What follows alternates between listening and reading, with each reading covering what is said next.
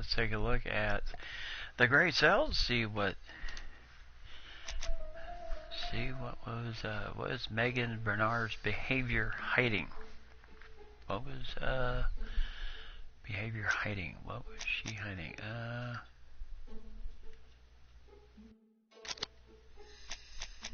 That.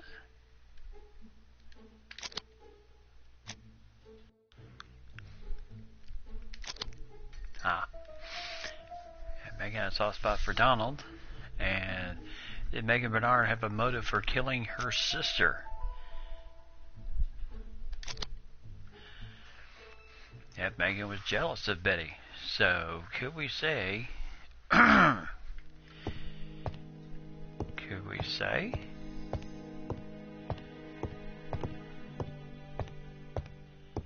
It is not the right time. Oh. Well, what else can we do here? I thought we had answered everything we needed to. Hastings always pays more attention when young women are being questioned.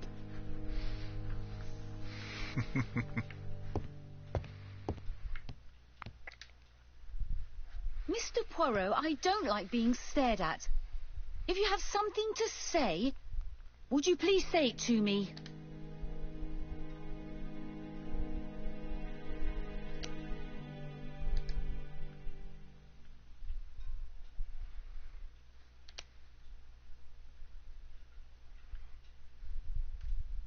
Oh, what did Betty plan to do with her evening? Oh my gosh.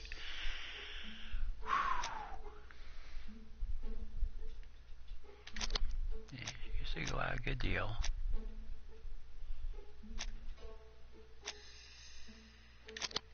Maybe that.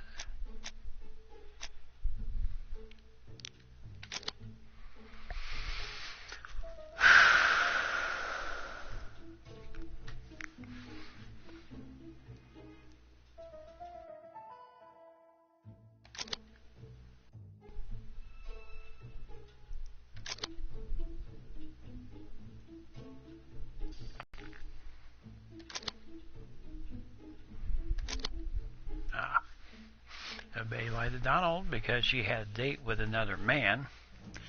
Did Betty know her assailant?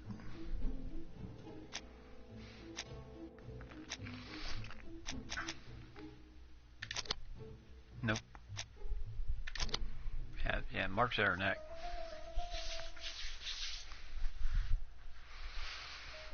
Alright, so...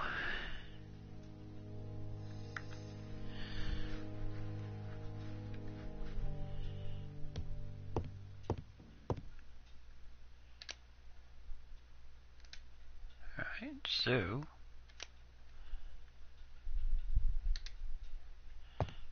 let's go question Donald Fraser.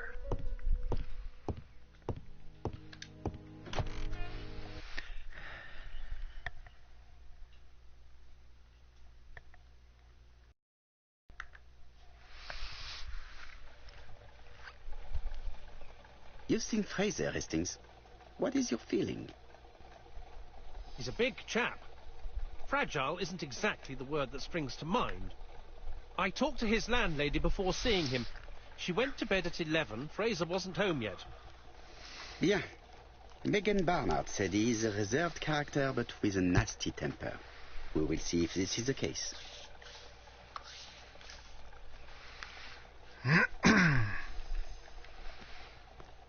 Hey, lady and Mike, how's it going?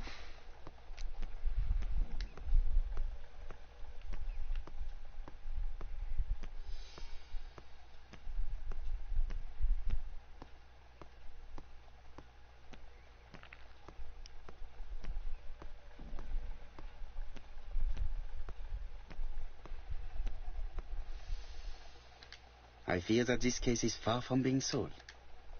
Certes. Could he be...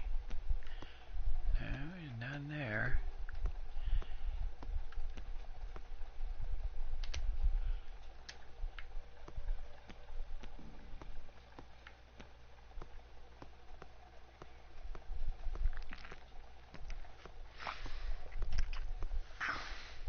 I'm doing good. Just getting ready for tomorrow.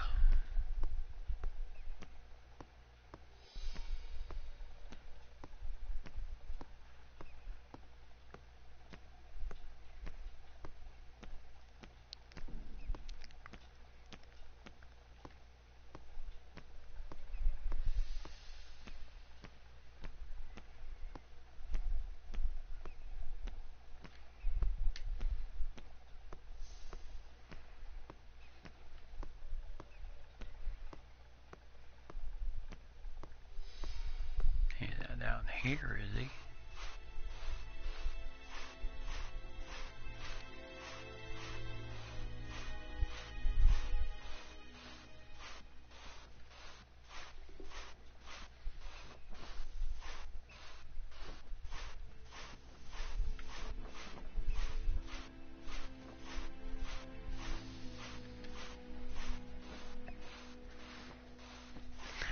Have I figured out who done it yet? No, not yet. Now we questioned the sister. We answered the grade style questions as best as we could. And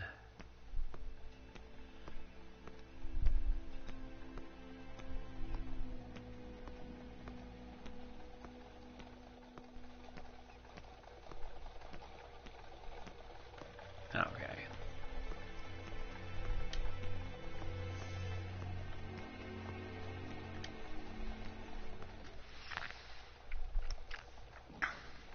Fraser is waiting for you at the Ginger Cat. It's in the opposite direction. Luckily for me, you have an exceptional sense of direction, Hastings. You are a great explorer.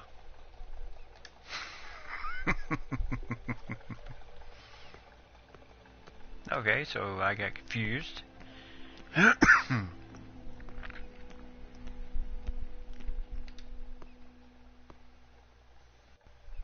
Could it be the same buildings as on the victim's photo?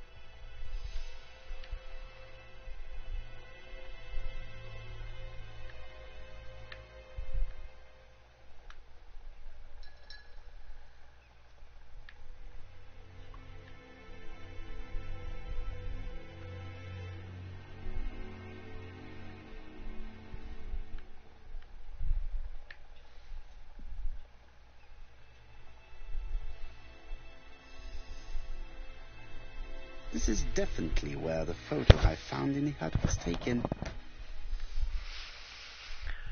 Alright.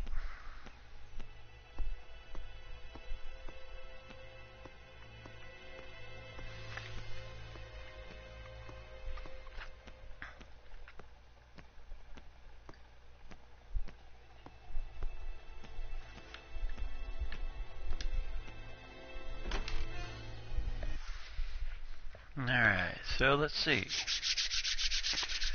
how we do here.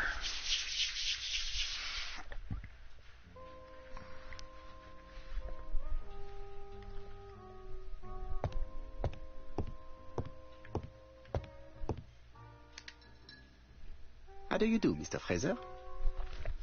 You Hercule Poirot? Mr. Hastings said you wanted to speak to me. Yes. I know that it may not be the right time, but I would like to ask you a few questions.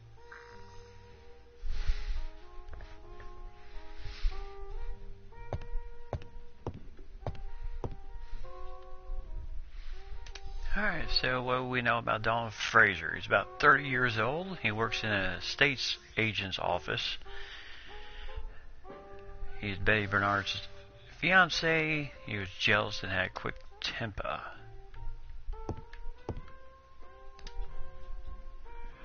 See if we This can man looks suspicious. Uh-huh. Dark circles around his eyes. Crumpled clothes. And why is he... Leave me alone.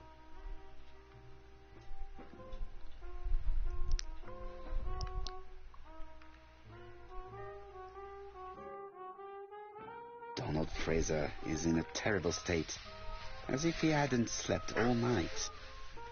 And he's drinking White Horse. Leave me alone.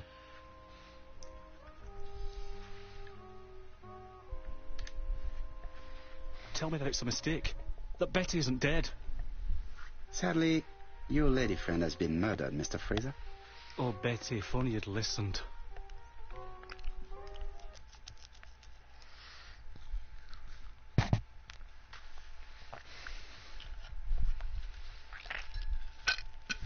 Alright, well, him leaving off that little tidbit of information, then I pretty much know exactly what to ask him now.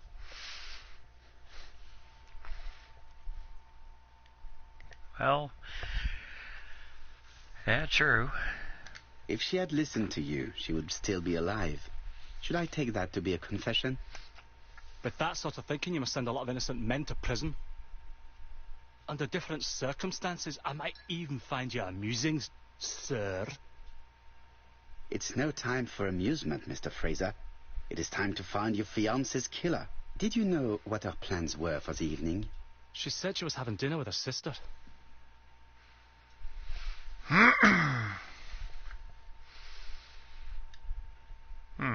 Okay, so should we ask should we specify her sister was in London, or ask why he believed her?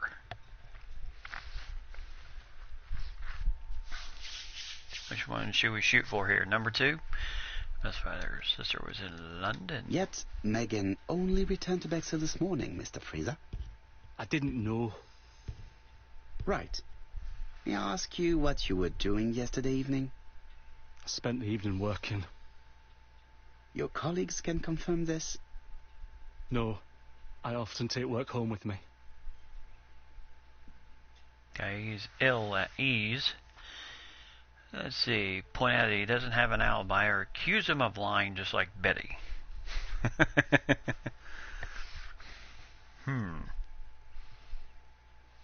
Well, without any corroboration from anybody, he really doesn't have an alibi. Unless people saw him take work home. Okay. Therefore, you have no alibi, Mr. Fraser. That's right. But that doesn't make me a murderer, Mr. Poirot. I would like you to leave now, please.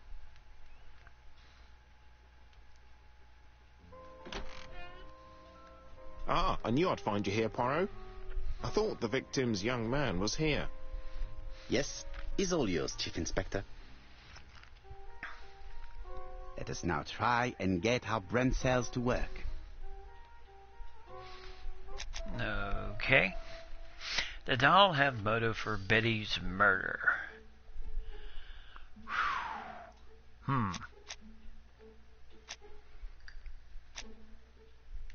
Donald was very much in love with Betty.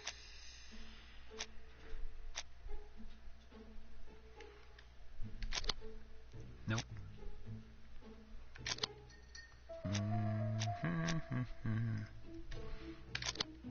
Donald doesn't have an alibi. So let's say that one.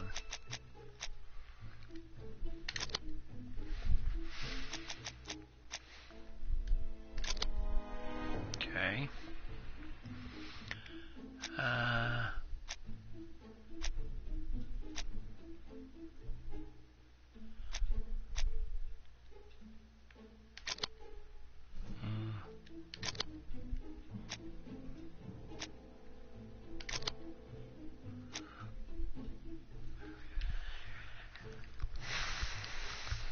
Now, 2 murderers were premeditated and carried out.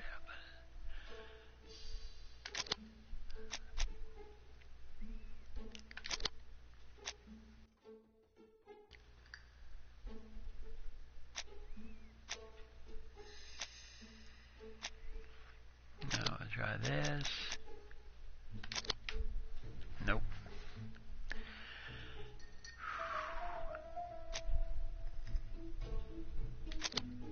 Nah. Donald had motive for killing Betty, which was jealousy. Does Donald have an alibi?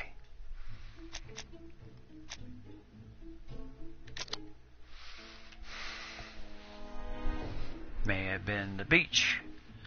Donald had motive for all the murderers. 2 murders. He doesn't have motive for the second one. Return to the crime scenes.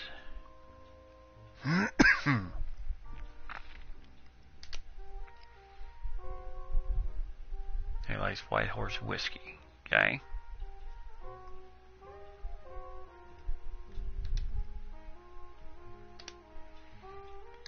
Okay.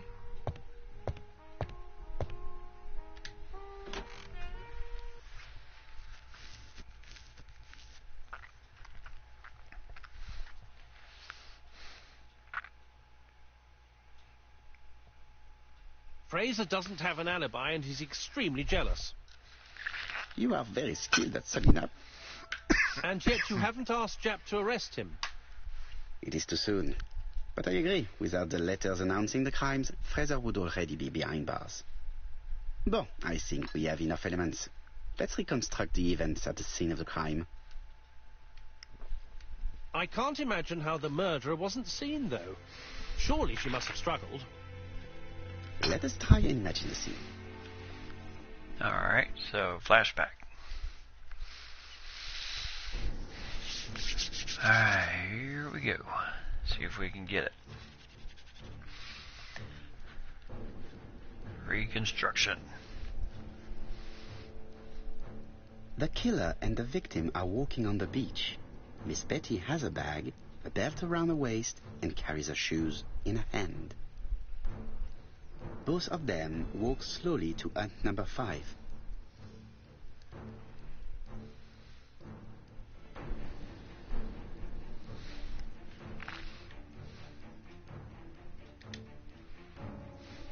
Both of them walk slowly to hut number 6.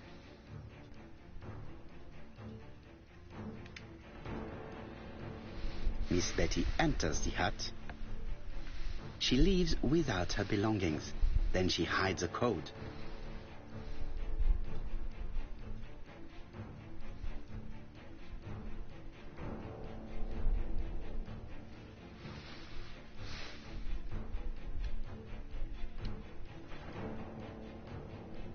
They keep walking. Then she removes her belt. The murderer moves behind her and then attacks her sand. Everything appears to match the crime scene, mon cher Hastings. That is exactly what happened.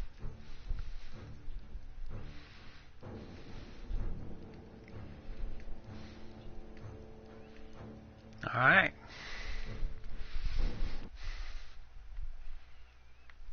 So, unlike the first one, we got that one perfectly.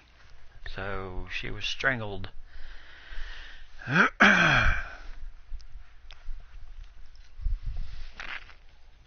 Without the ABC, we might have suspected Mr. Asher and Mr. Fraser. But by signing his crimes, the murderer is making sure he's accused. In a way, it is very generous of him. Generous? The murderer seduced Betty in order to lure her to the beach and kill her. Indeed, the young woman was certainly careless, but not stupid enough to follow a stranger. What are you planning to do, Poirot? Return to London, mon cher Hastings.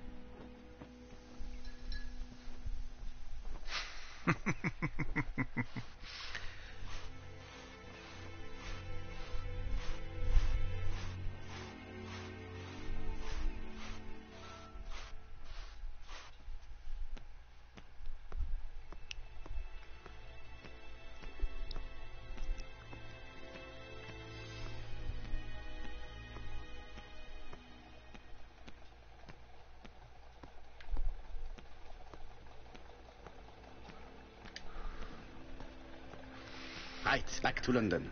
There is nothing more for us to do here. Alright, so we got that part solved. Well, we had A, B, and C, so... Jap has decided to reveal details to the press. The alphabet murder is now famous.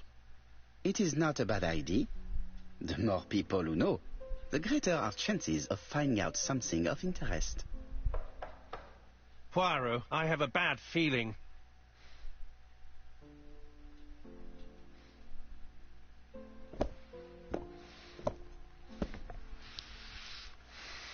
Poor Mr. Poirot, not so good at these little criminal matters as you thought yourself, are you? Rather past your prime, perhaps. Let us see if you can do any better this time. This time, it's an easy one. Churston on the 30th. Do try and do something about it. It's a bit dull having it all my own way, you know. Good hunting. Ever yours, ABC.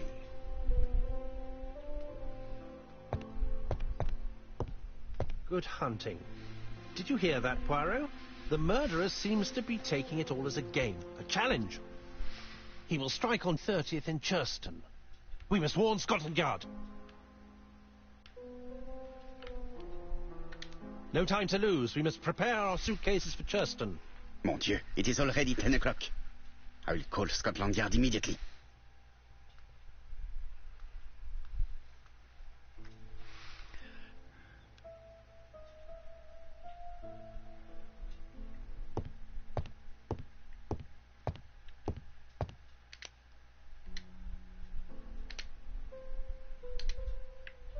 Yeah, as soon as I find the phone.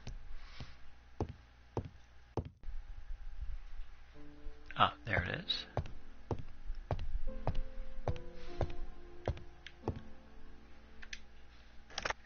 Hello, chap. We received a new letter from ABC in the 10 o'clock post. Where and when? In Churston. Today. Today? I'll inform the population immediately. I'll check the train times. Call me back.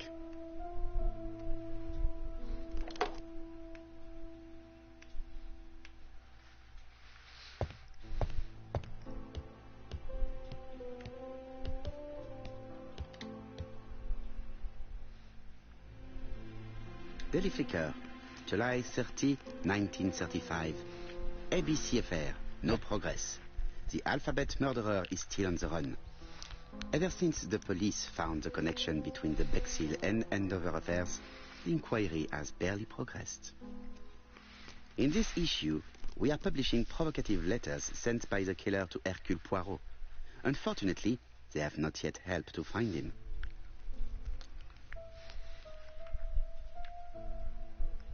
Daily Flicker, July the 26th, 1935. The Bexhill Horror. Young maid strangled on the beach. Killer struck at midnight.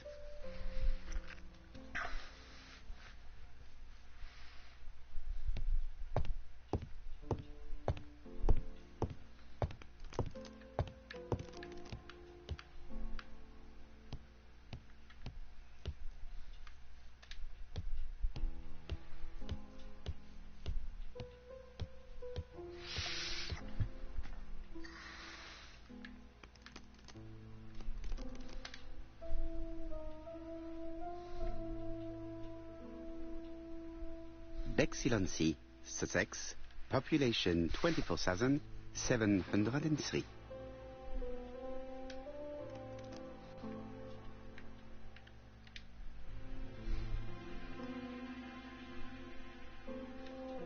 Hastings' photo album. He is very proud of his bag.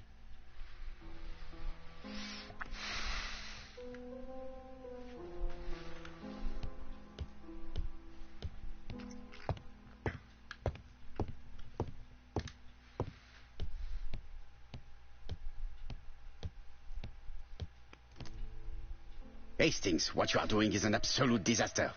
That is no way to pack suitcases.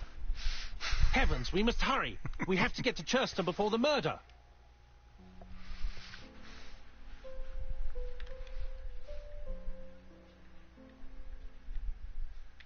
You're right, Hastings. It is an emergency. At last, Poirot, you're being reasonable. Poirot, you were right. I've just consulted the ABC guide. There's no hurry. The next train doesn't leave till 11:45. You see, there is no need to hurry. We will not be in Churston until tomorrow morning. After the murder. But why has the murderer warned us so late? It's not what he usually does. Did he do it on purpose? Very good question, Hastings. We should also compare the letter we have just received with the other two. Although I have very little doubt about what we will find.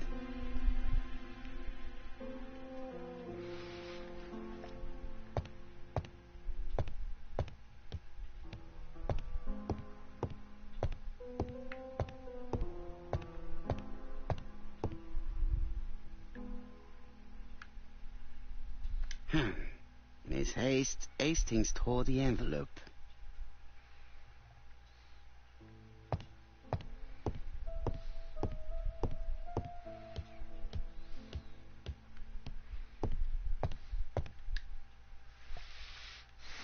Right, let us compare this new letter with the second one. Yep, that's Let us true. examine this more closely. Now the A's are still the same. Certain characters in the two letters may have similar defects. Yes, the A appears to be quite unusual. Yes, the A appears to be quite... Right, let us compare this with the other letter.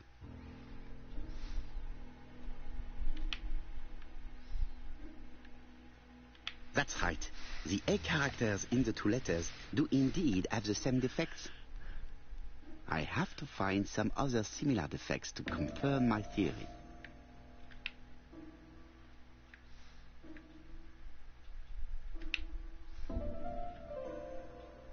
Yes, this I is weird.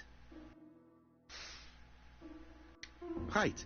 Let us compare this with the other letter.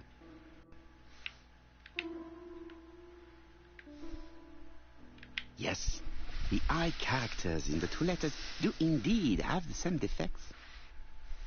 I have to find some other similar defects to confirm my theory.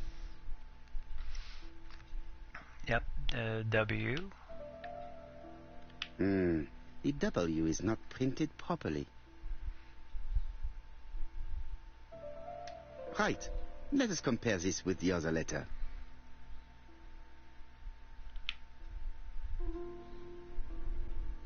Of course, the W characters in the two letters do indeed have the same defects.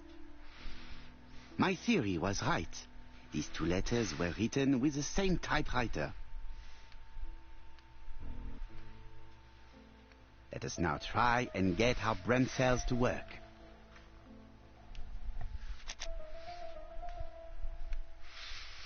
Why does the mirror warn us?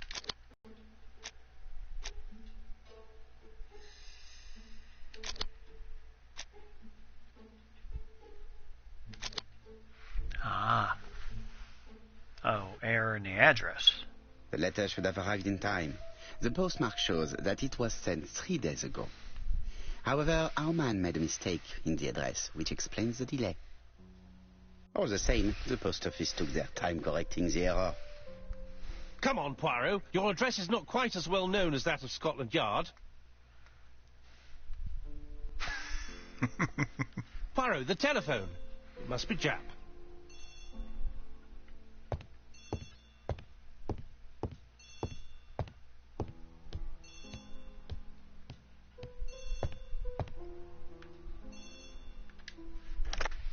I have some news from Churchton. Bad news, I'm afraid. Sir Carmichael Clark was murdered while out on his evening walk. Sir Carmichael Clark. The name is familiar to me. He was a famous throat specialist, one of the best in London. A wealthy man, he retired to Combside, a beautiful house by the sea. He collected antiques. Are you going there? Yes, let's meet on the train. All right. So, on our way to Chuston.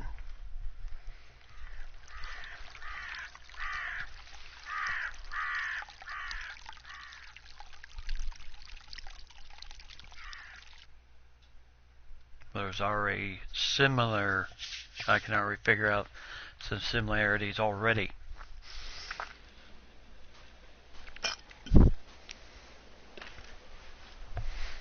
The victim is called Sir Carmichael Clark, one of the best throat specialists in London. The body was still warm when we found it. If we'd been warned earlier, we definitely could have saved him. It appears that the murderer made a mistake when he wrote his letter. A mistake? Lucky for him. And what if he did it on purpose? No. He's defined his madcap rules and he's sticking to them. It's a matter of pride for him. Shall we go up to the house, Poirot? You go, my friends. I will come soon. That's right. We have to figure out what happened here. As I'm doing my best to sound like Poirot. Well, and the fact that the first victim had throat issues, the second one, they were helping her throat because she liked to sing, so it sounds like she had, and so my guess is she was seeing, they were both seeing this doctor.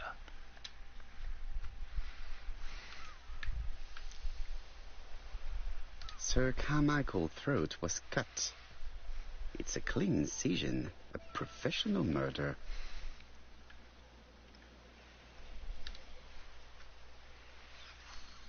And of course, an ABC guide turned to, well, was An it? ABC guide. The murderer's customary signature, covered in blood this time. Yeah, I was expecting that.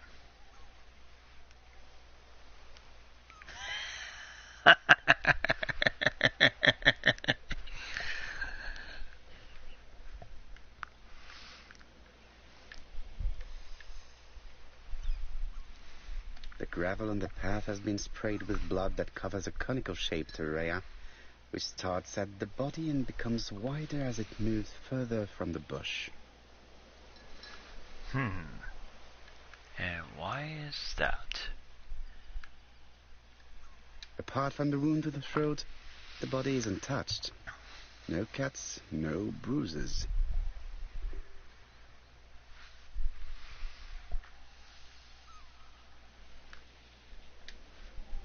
Jab has emptied the victim's pockets and has laid out their contents on this piece of wax cloth. Oh, good grief.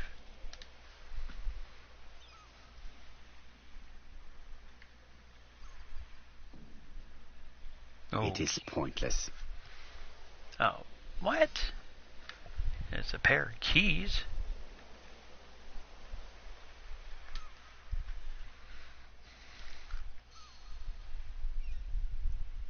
An oriental dragon. It's an old piece, much older than the pocket watch on which it was fastened.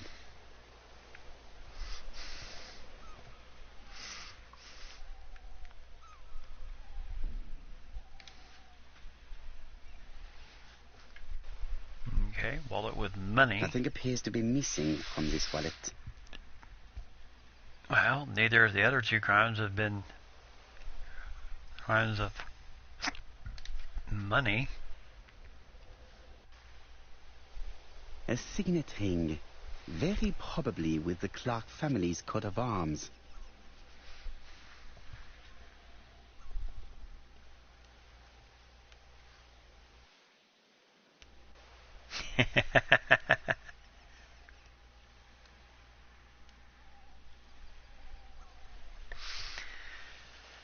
Well, who knows?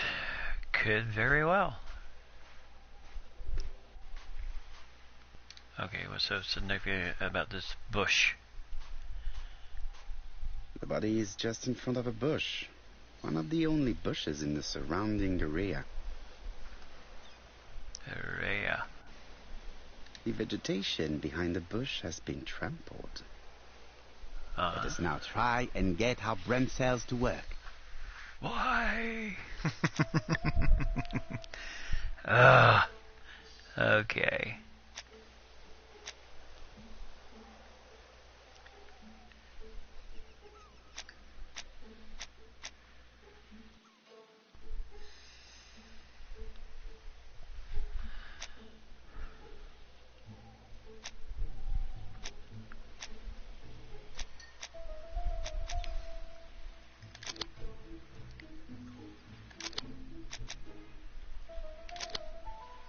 Nope.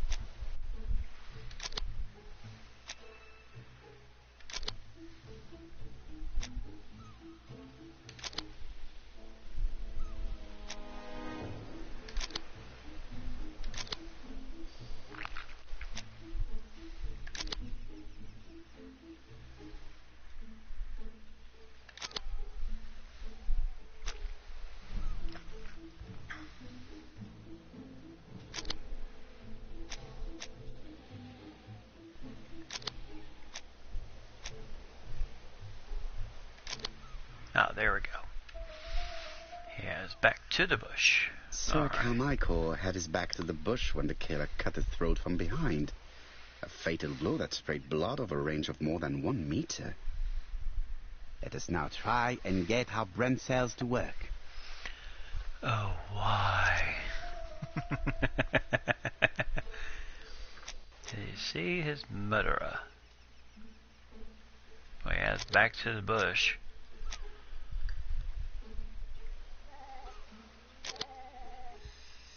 What? Perfect. He died without seeing who struck him.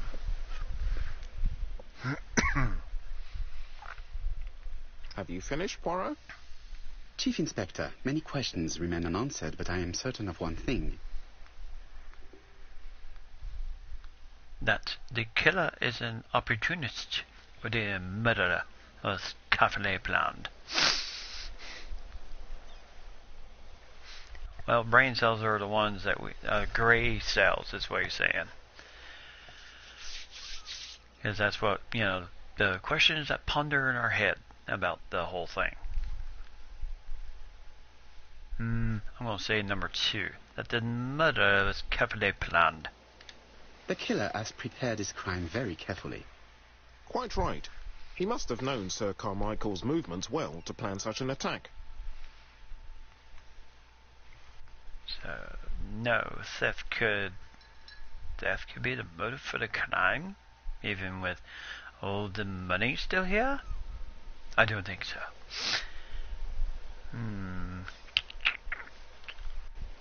The murderer struck with terrible savagery. Yes, blood flowed. It's the first time he's attacked a man. He armed himself accordingly. Have you spoken to the victim's family, Chief Inspector? I've spoken to the brother, Franklin Clark. I didn't get much out of him. He's yours. I must get the body removed. Why, thank you very much, Chief Inspector John. I will walk very slowly to the house.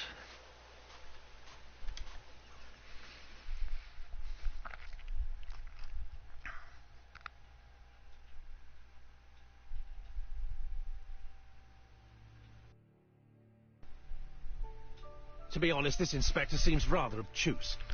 I'm counting on your friend Poirot to catch my brother's murderer. Ah, here he is now. Please, Mr. Poirot. Mr. Poirot, this is my brother's secretary, Miss Thora Gray. Pleased to meet you, Mr. Poirot. Would you like some tea? No, thank you, mademoiselle. I find it hard to digest.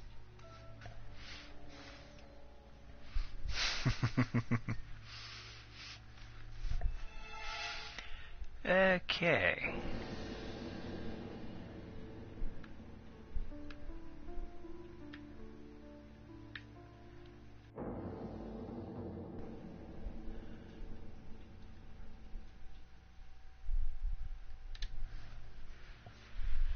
There is something very viril about him.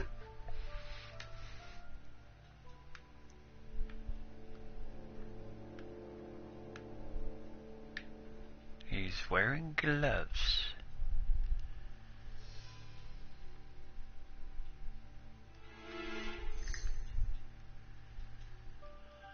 Broad shoulders. There is something very viril about him. And well-kept hair, maybe? Nope.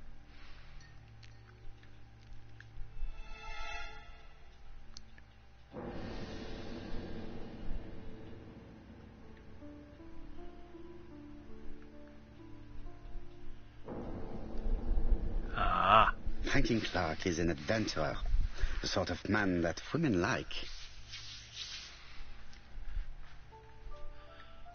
Alright.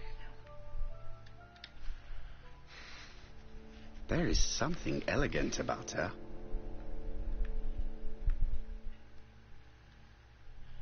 An old brooch. Understated makeup. She has good taste, except perhaps in her choice of jewelry. Please excuse me, I have to take care of Lady Clark.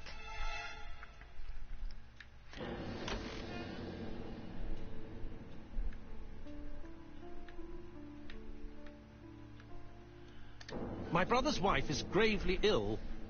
You will probably want to question her, but I fear that it won't be possible today.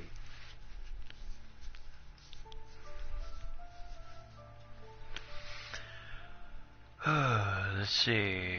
Accuse him of preventing Lady Clark from speaking, insist, or be understanding. What should we shoot for here?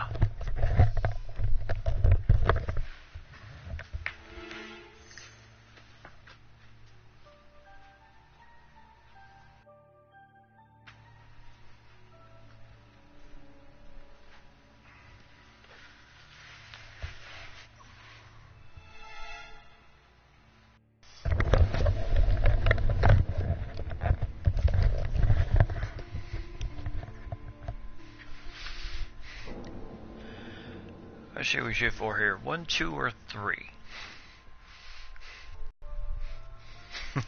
It's a bit, well, as it said on the thing, it's old. I guess that wasn't to Poirot's taste. Number 1? Okay. Rather just say that you do not want her to testify. You don't seem to realize her condition. She doesn't even know he's dead. Sorry, but it's not possible. Of course, I understand. Someone set a trap for your brother. Who was familiar with his habits? Everybody knew he took his evening walk at 8:30, and that he always followed the same path.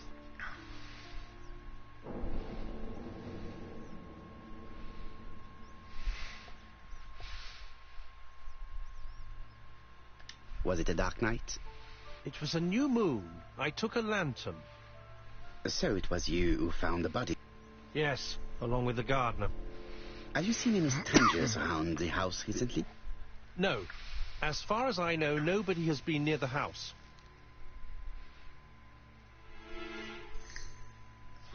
Okay. Oh, Lady Clark must have fallen from her chair. I have to help Miss Grey get her up.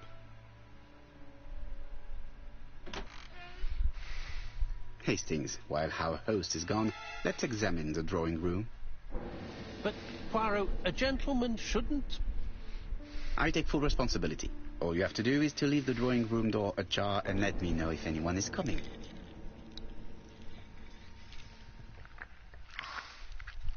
Well, don't look so suspicious about it. Good grief.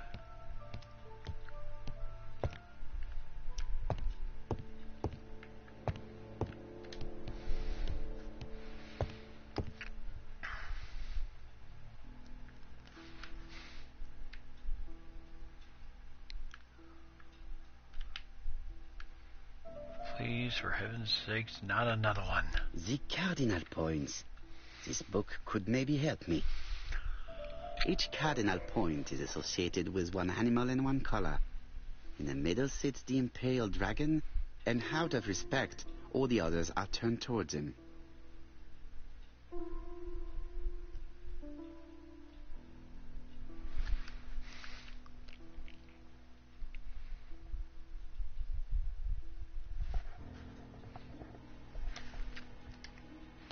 Oh, I think we're dealing with it. Turtle, the dragon, the crane, and the tiger.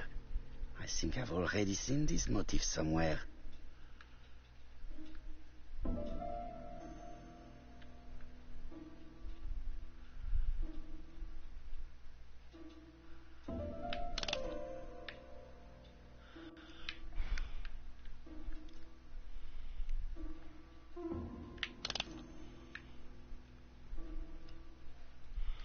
Hold on, let me see something real fast.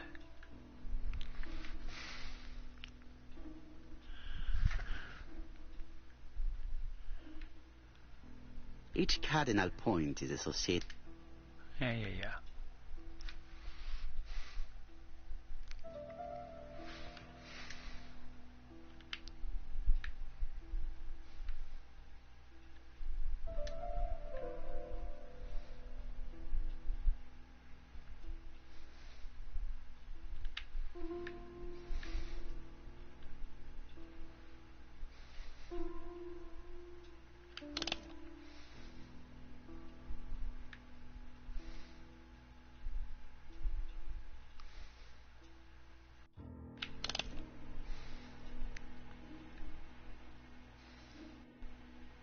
The position of each motif is correct, but they are not turned the same way as on the table. They're not turned the same way. Okay.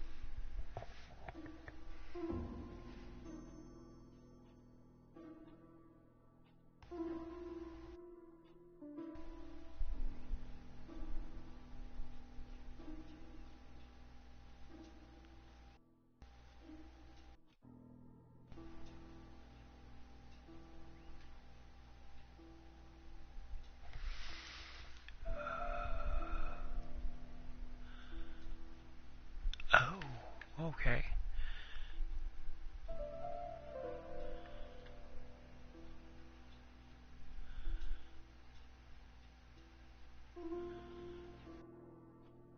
The position of each motif is correct, but they are not turned the same way as on the table.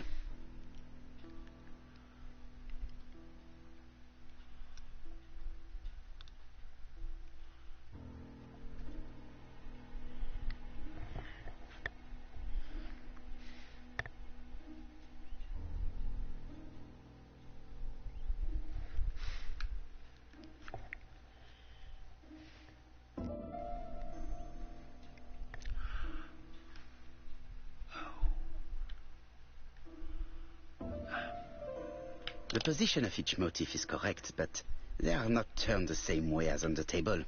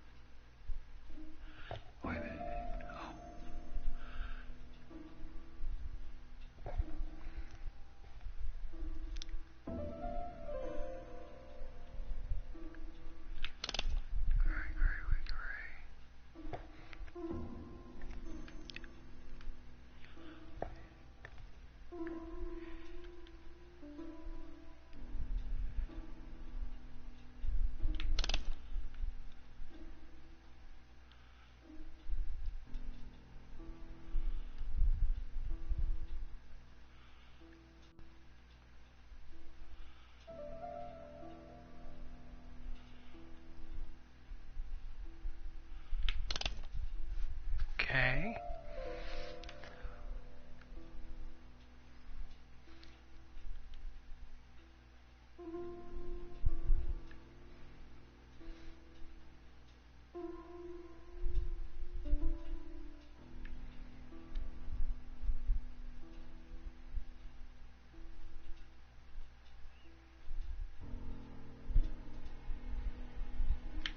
I think I heard a bang. Could it be this cupboard?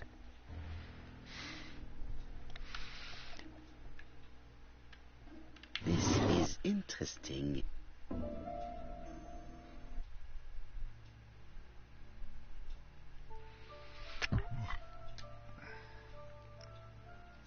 These daggers are only ceremonial weapons. I do not think that the crime weapon is here.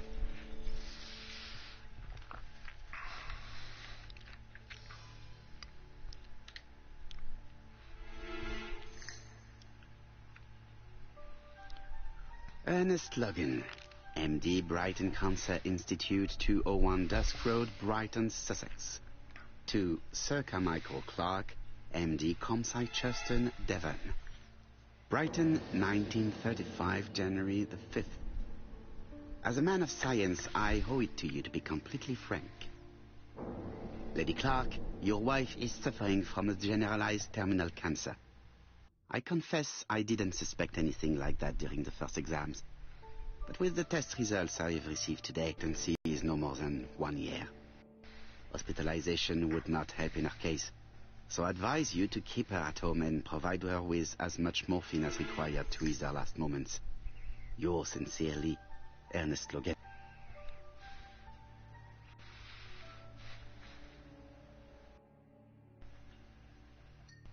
Here's Miss Gray. Sorry to keep you waiting. Lady Clark's condition requires regular care. I believe you want to ask me a few questions. Indeed, mademoiselle. This porcelain is remarkable. Is it old? It's about 3 centuries old, I believe. Wait, let me find the reference.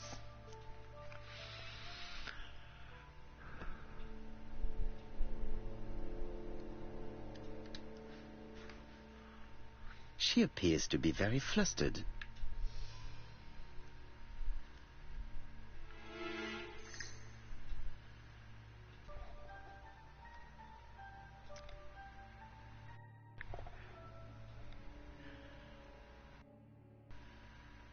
She is unable to hide her emotion, and her makeup has been disturbed. I think that this young woman has just been kissed. Here? Teapot with black dragon, Gangshi period, end of the 17th century. It is a rare piece with unusual colours. You have a good knowledge of art history. Acquired while working with Sir Carmichael. I used to help him manage his collection and choose his new acquisitions.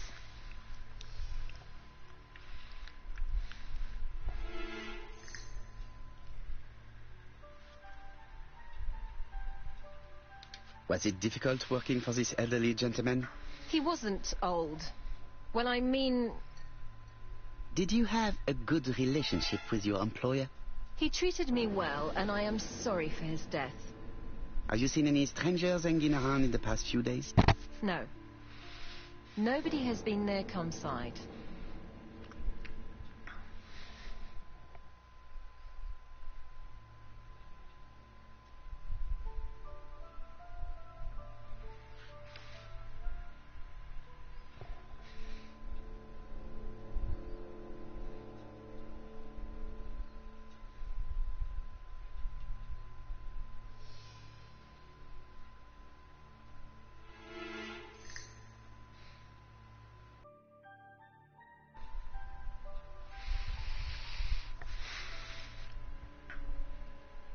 Tell me what happened last night.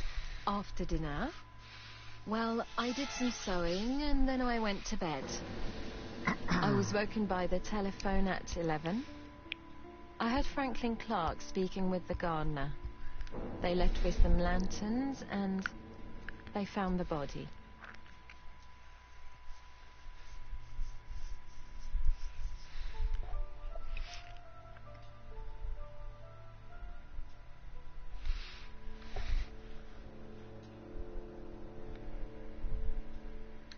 Am I right thinking that something is going on between you and Franklin?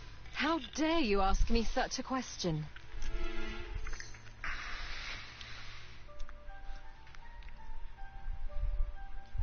Mademoiselle, it is difficult to hide things from me. He kissed you earlier, did he not? My goodness, with Sir Carmichael's death, I was feeling so awful, so worried. I was unable to resist. I am not judging you, mademoiselle.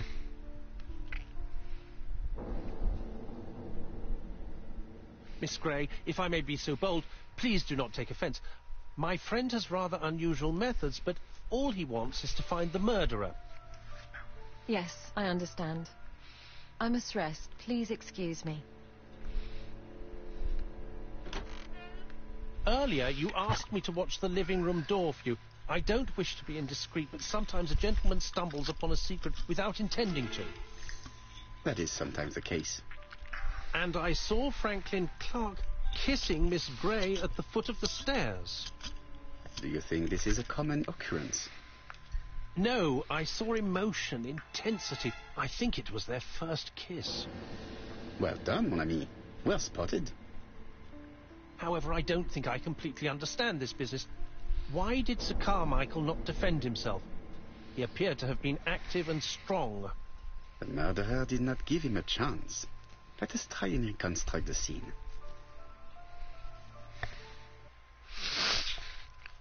Alright, so let's reconstruct the scene here. Sir Clark is taking his customary walk. Our killer is hiding behind a bush.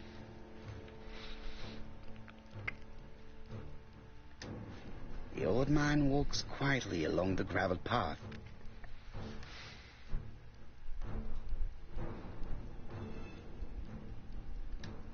Then he turns towards the sea to gaze at it.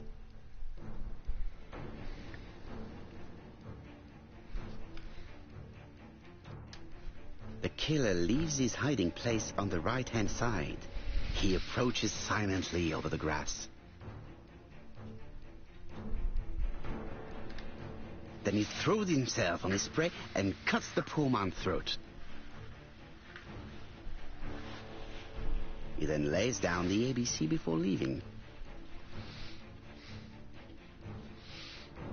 Everything appears to match the crime scene, mon cher Hastings.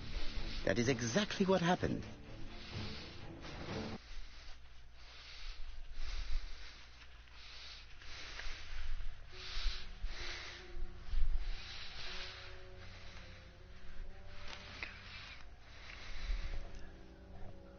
What? Oh, just a minute. I'm getting dressed.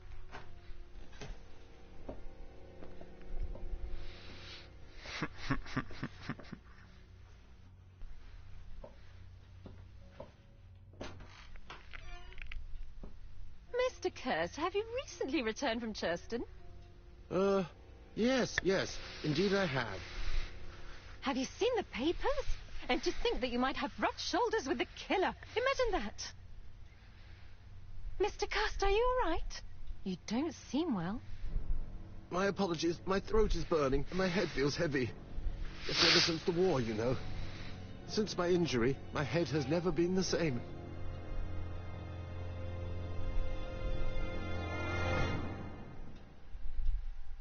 Mm-hmm.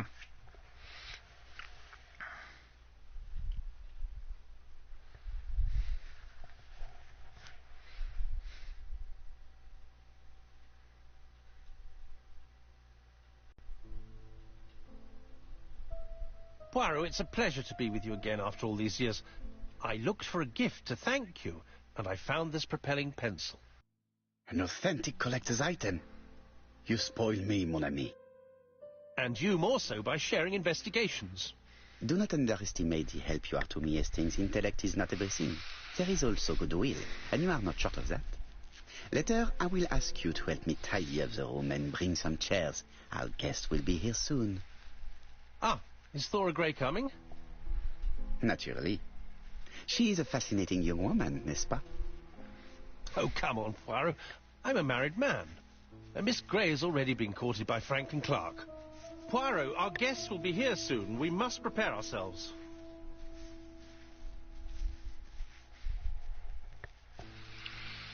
I should take advantage of the silence to examine them.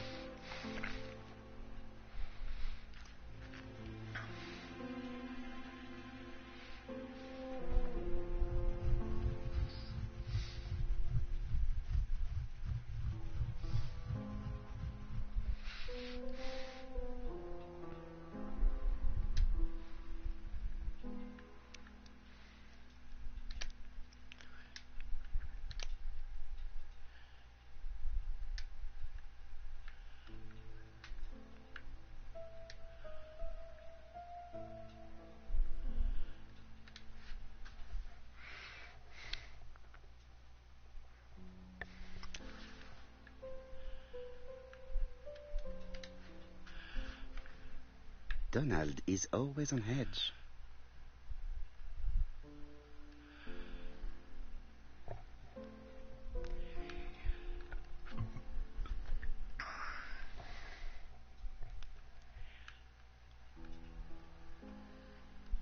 Donald Fraser is very nervous at the moment, even if he's trying hard to control himself.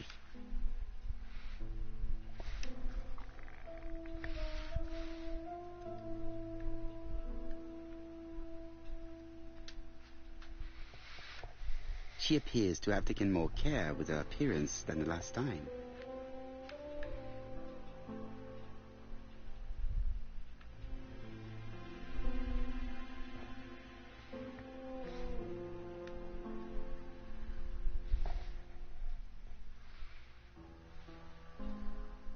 She's looking at Mr. Fraser out of the corner of her eye. Did she make herself beautiful for him?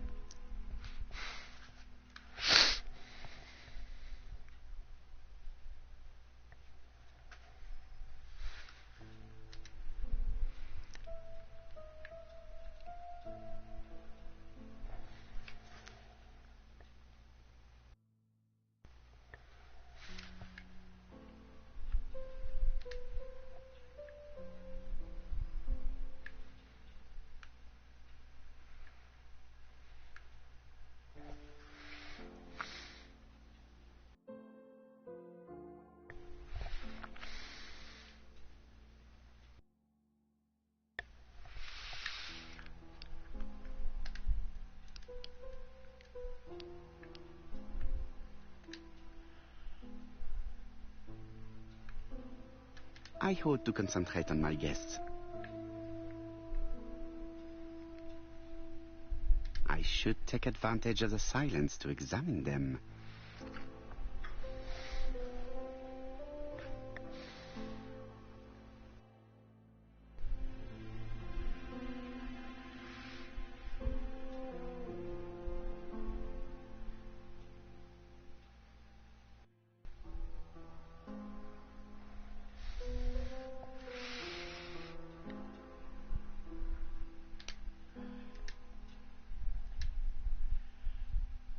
Franklin Clark always seems at ease, regardless of where he is.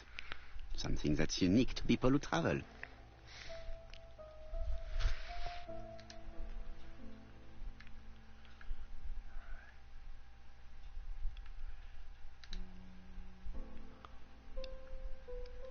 Sometimes I love a brunette, sometimes I love a blonde. That's what the song says. The song says, sometimes I love a blonde who comes from Eden by way of Sweden. But I am not sure that this blonde is an angel. I wish to thank you all for coming. I wanted to bring everyone close to the victims here in order to unmask the murderer. Get to the point, Mr. Poirot. What do you want from us?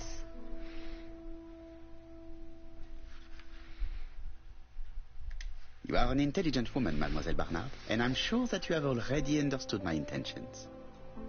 You think that if we put our heads together, we might come up with something new? I am convinced of it. What I ask is that you search your memories. The murderer must have left some trace. Yes, he must have prepared his crimes very carefully. Tout à fait. He did not get to Bexhill at midnight in order to strangle a young girl whose name, by chance, starts with P.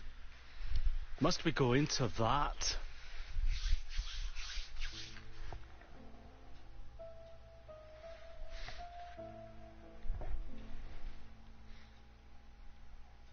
No, of course. Not if it makes you uncomfortable. Come on, Mr. Poirot. I imagine we all feel terribly uncomfortable about these murders. It's true. We've to catch the killer, not be spared the gory details. Mr. Fraser, please get a grip on yourself. Well, I want to help you, but I don't remember anything else. Nothing I haven't already said. And you, Mademoiselle Barnard, did your sister say she was seeing another man? She never would have told me.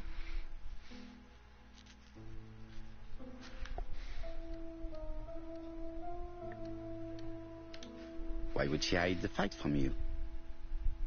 Betty knew I didn't approve of her behaviour. Her flirting was spoiling any chance she might have had. Tell me, mademoiselle, what did you talk about with your sister? Silly things. Her new dress. She wanted a pair of black stockings to go with it. Mother bought her a brand new pair. The day it happened, she was crying. And to think that Betty never even wore them. Poor Mummy. Your sister used to sing, I believe. Did she ever perform in public? She dreamt about it, but she had a very bad cough. It troubled her greatly. She had to cancel auditions and miss lots of opportunities. A pity. Yes, she sang well, but that doesn't tell us much about the murderer. Qui sait? In any case, we now have enough information to draw up a relatively precise psychological profile.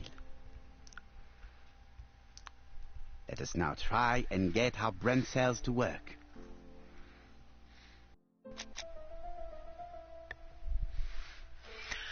Alright, so Killer Clever.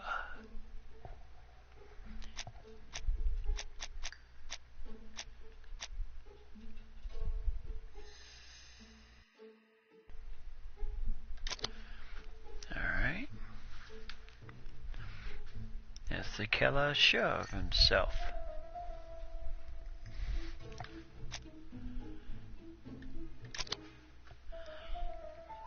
So clever, self-confident.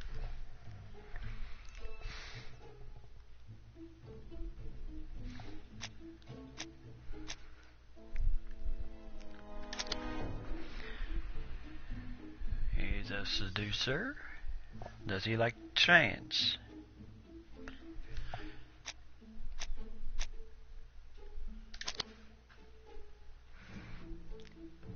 Alright. Is the killer impulsive?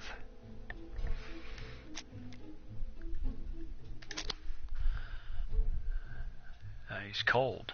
And is he generous?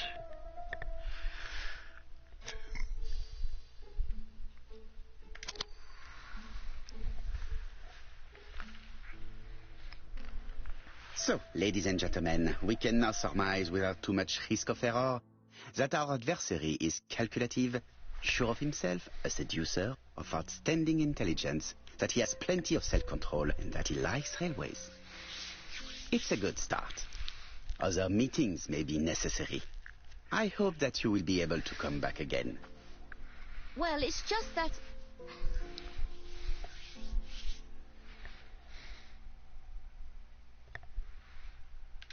Is something bothering you, Mary? Well, Mr. Poirot, you see, I don't know if I can come to London just like that. Pay for your train tickets.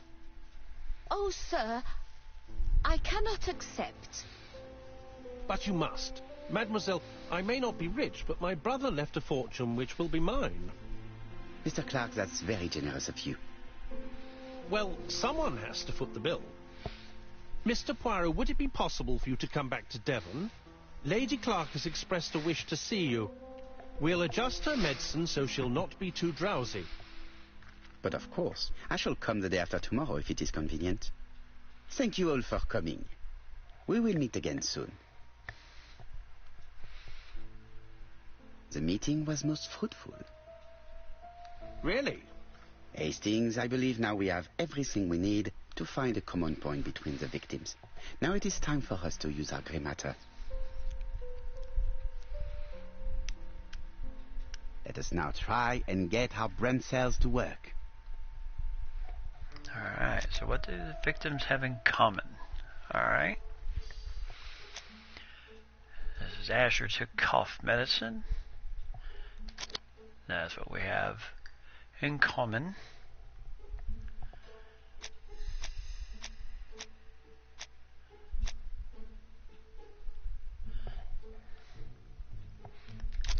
Betty had problems with her voice.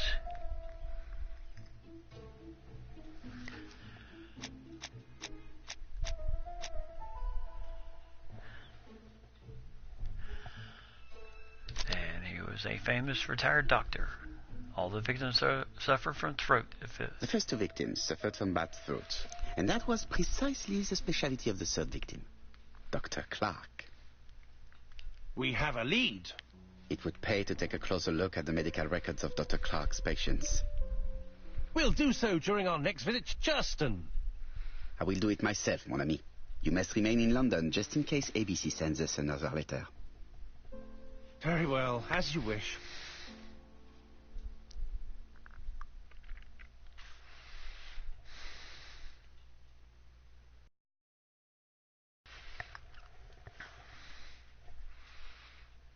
Alright, so we're on our way to Churston. Thank you for coming, Mr. Poirot. Lady Clark is waiting for you in her bedroom on the first floor. Please excuse me, I cannot stay for the interview. I've to take Miss Grey to the station to see our lawyer in Torquay.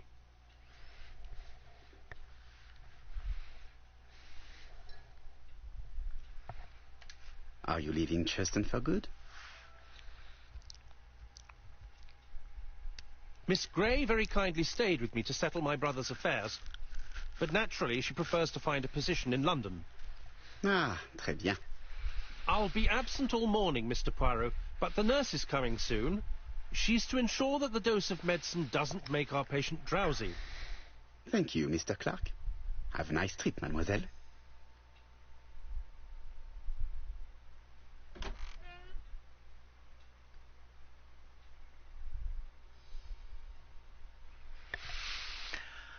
Alrighty, so let's head upstairs. Mrs. Lady Clark.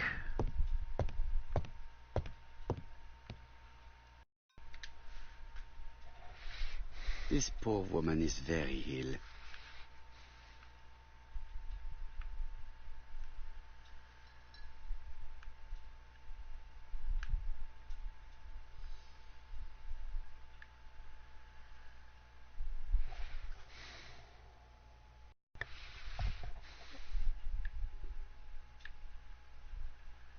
Please tell the nurse to hurry. Please. This woman is suffering. She is in no state to have a conversation.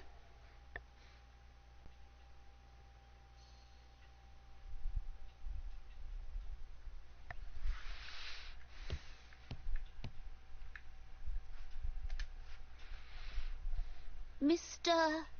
Poirot? My respects, madame. Thank you for coming. Thank you. Have you seen the nurse? She should have been here by now. Oh, I'm sorry. The telephone in the hall is ringing.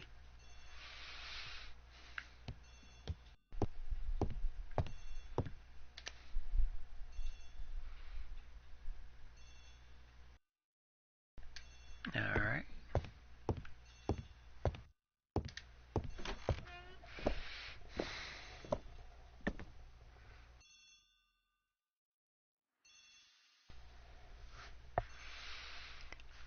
Ah, there it is.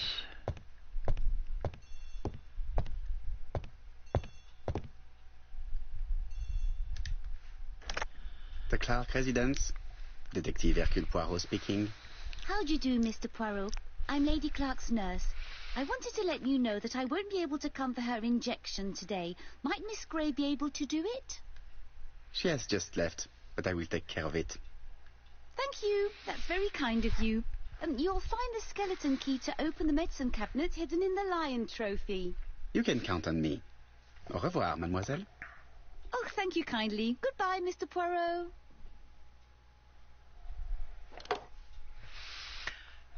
What?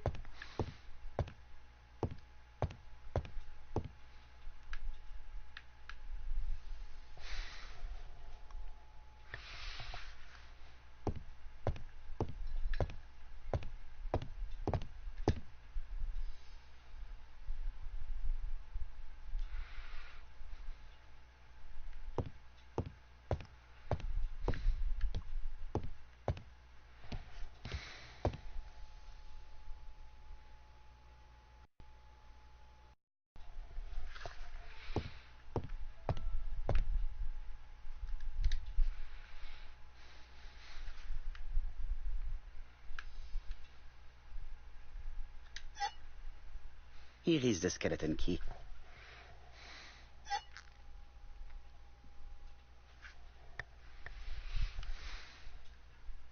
April 1925, Aceh Province, Sumatra.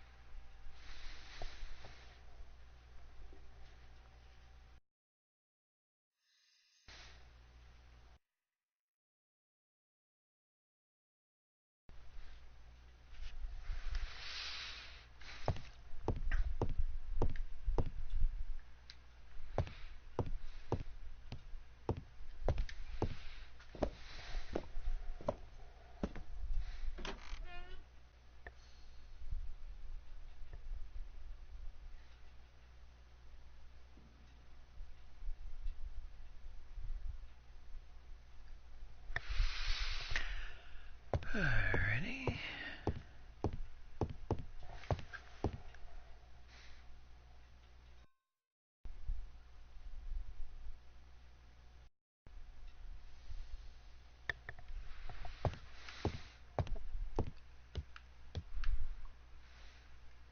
Please tell the nurse to hurry. Please.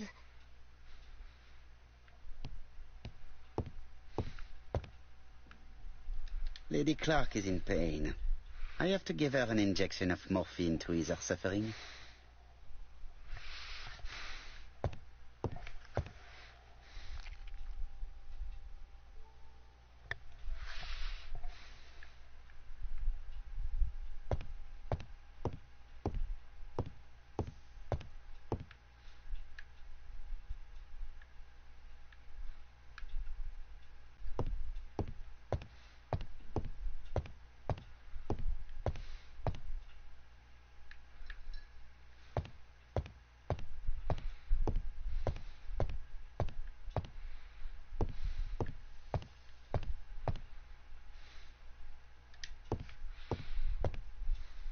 Lady Clark is in pain.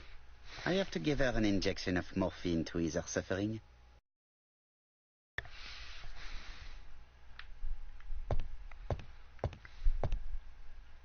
Lady Clark is in pain. I have to give her an injection of morphine to ease her suffering.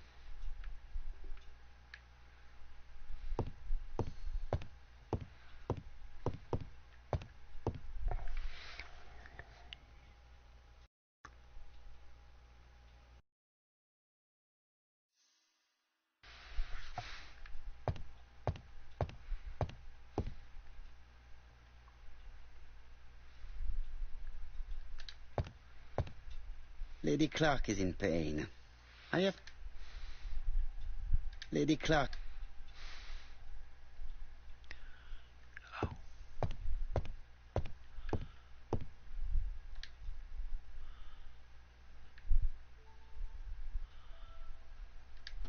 It's closed.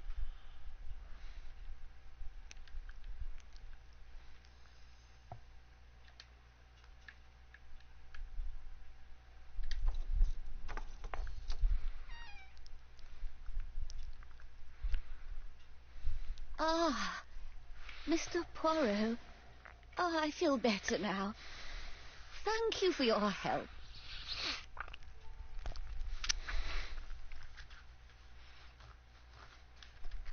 You asked for me, chère madame. Yes. Yes, of course, I wish to speak with you. But what was it about? No doubt. You wish to talk to me about what happened to your husband? Ah, yes. Oh, poor Carmichael. Has the madman who killed him been caught? Not yet, chère madame. There was a great many people in Cheston on the day of the murder. Indeed. People go straight to the beach. They don't come near Coomside. So, there were no strangers around the house that day? Who said that? The people who live here. Your brother-in-law, Miss Gray. Miss Gray? Oh, I don't like her. Franklin wanted her to stay, but I insisted she should go. Immediately. You are entitled to do so, naturally. I'm pleased that you approve. The others have been taken in by her. But at least you can see through that self-pity act. See what she's up to. Oh.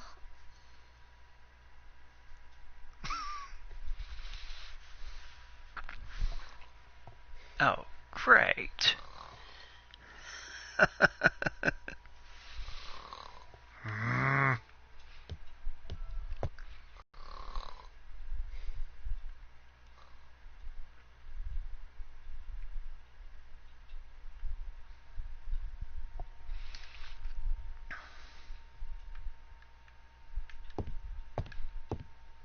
Alright.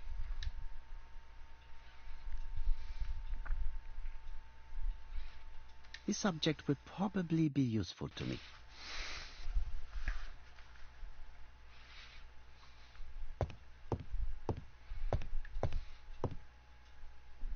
This subject would probably be useful to me.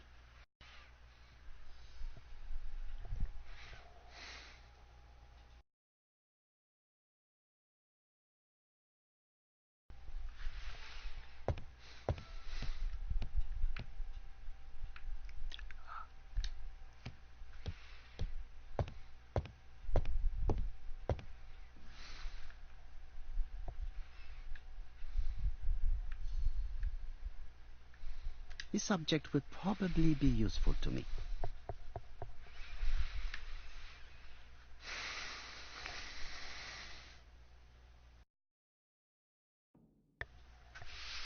Alright.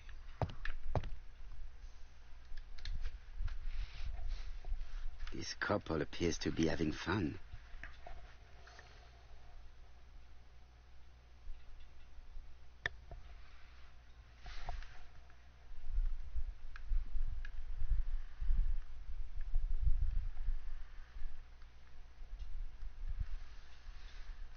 Lady Clark and Sir Carmichael were very happy, but they did not have any children.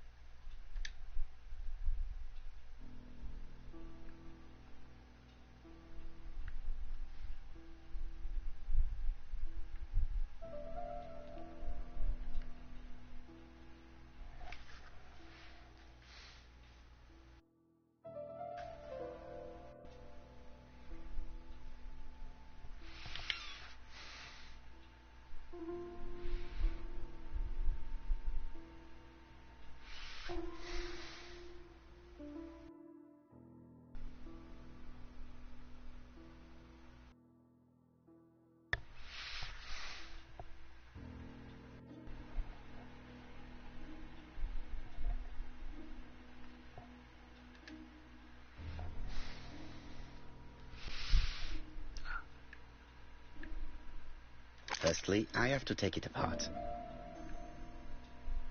The mechanism appears to be broken.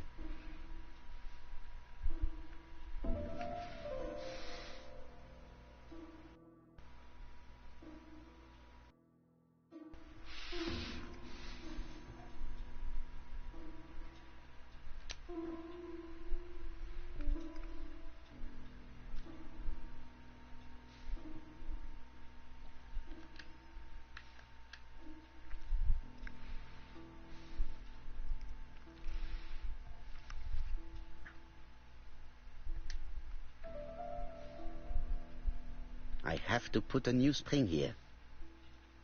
I have to put a new spring here.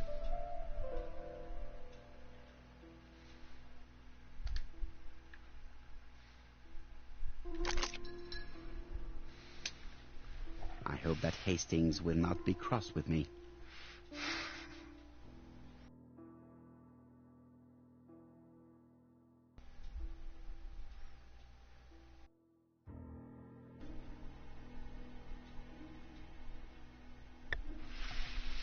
Alright.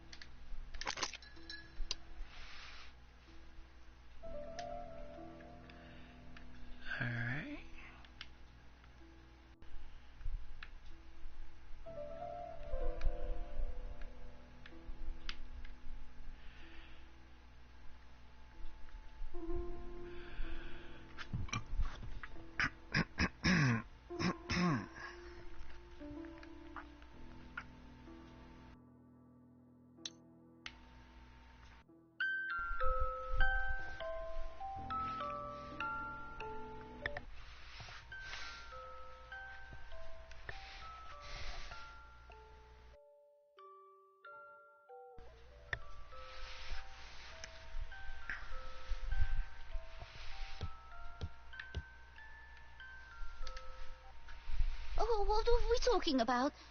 Ah, yes. Thora Grey. Oh, Carmichael had great esteem for her. But for me, she was nothing but a hypocrite.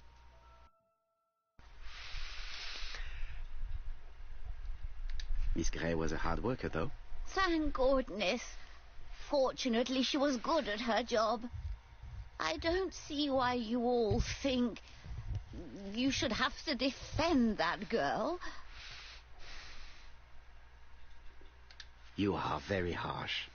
Do not forget that the girl is an orphan. Yes, and she used the fact to get around men. Take Franklin. He's fallen for her sweet-talking charms. Oh, he's a lovely boy, very plucky and sure of himself. But so naive. Oh, when it comes to women.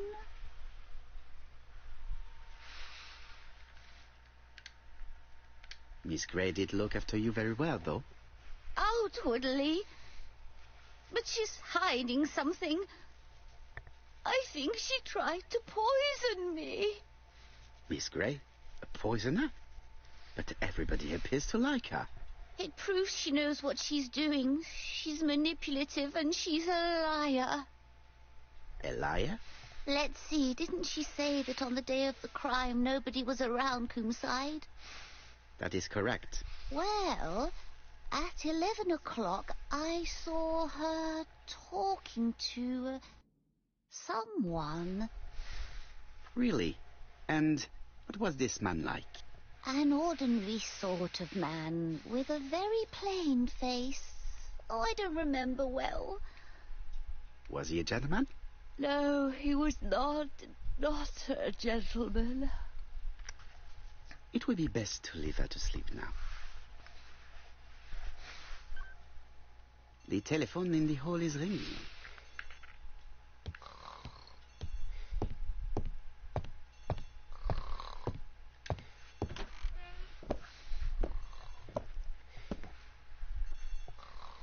Yeah, that puzzle wasn't too hard, though. It was putting a music box together.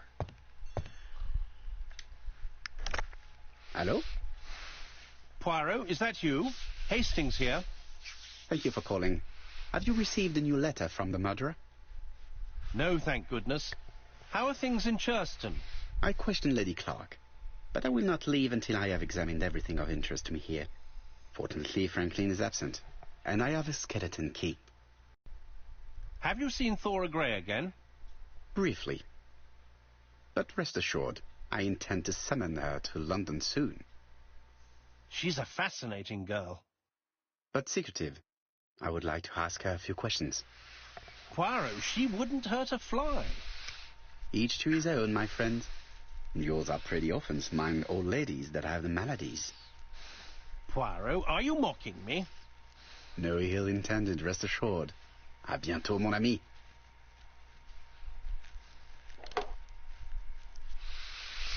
All right.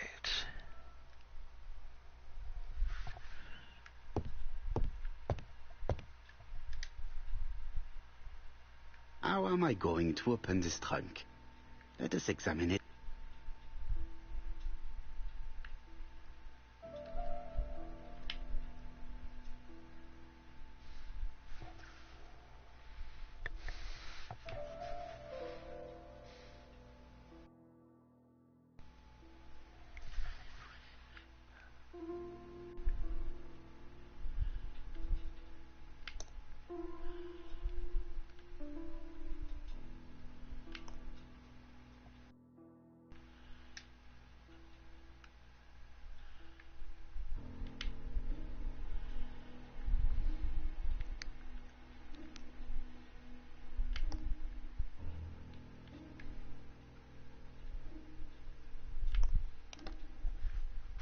Leaving the code on the trunk.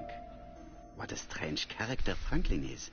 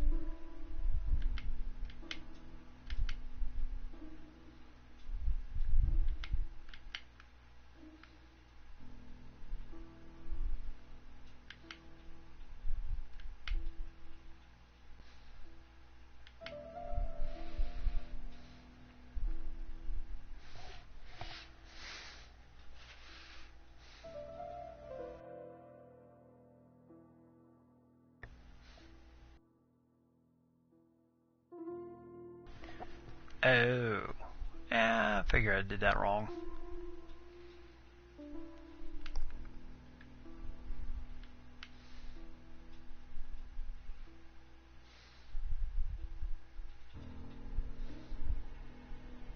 So, what is this sound?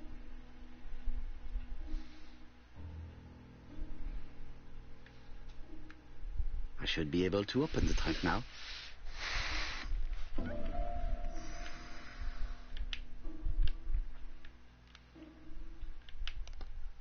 There we are.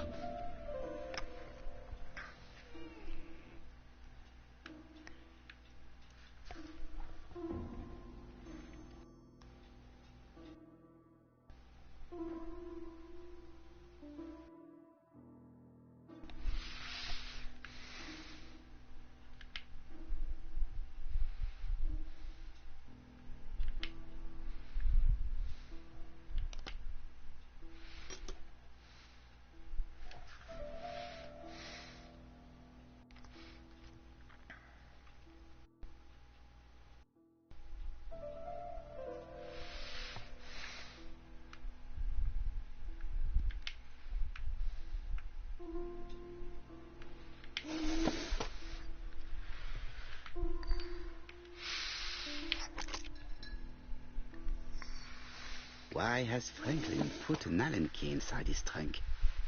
I'll borrow it for a minute.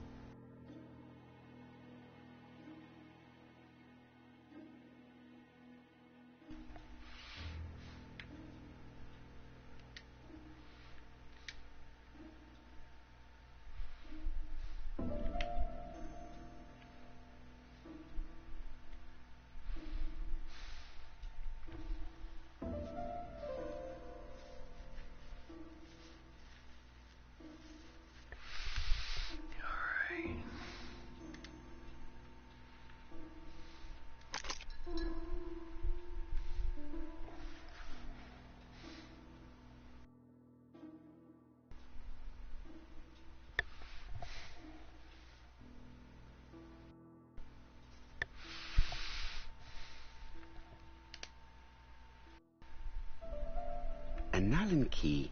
It can be used in 5 positions.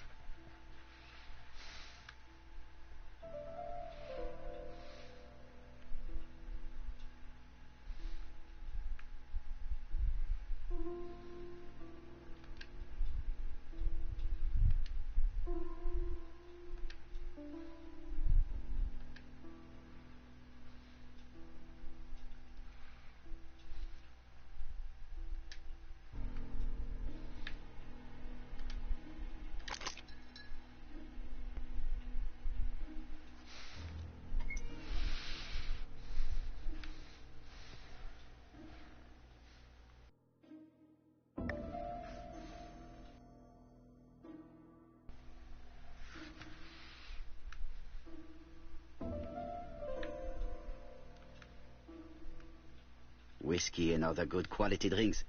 Mr. Clark really has refined tastes.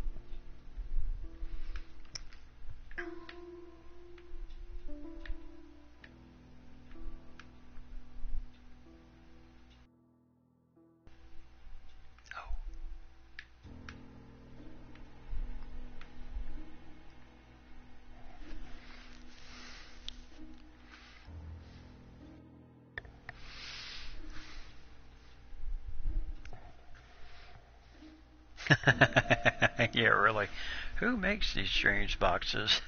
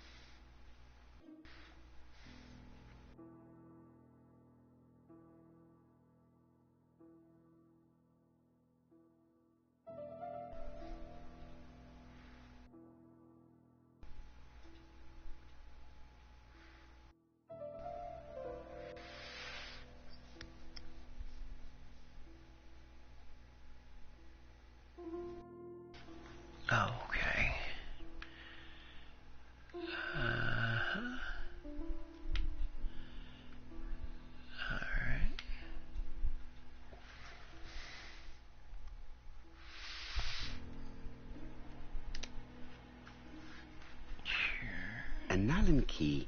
It can be used in 5 positions.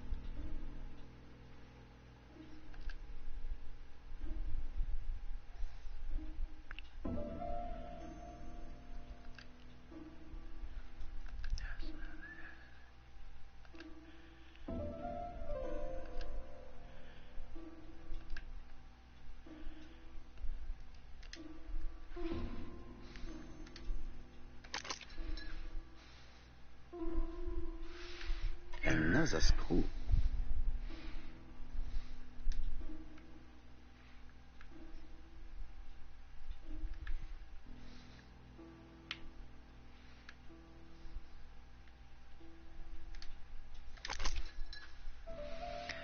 Alright, got that. Now what? This engraving is not very easy to understand. I need to sort it out.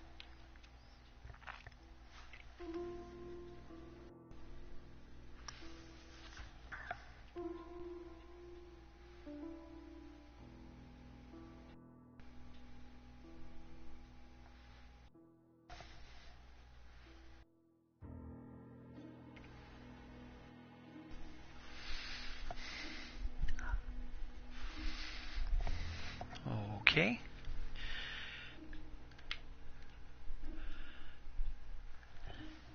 Alright. Hold on just a minute.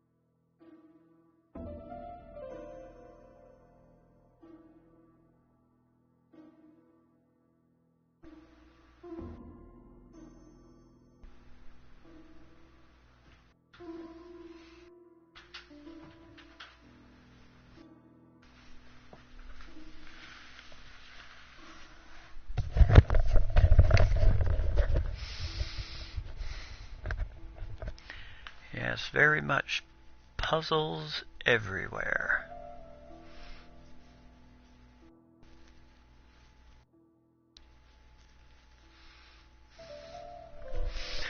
Let's see here.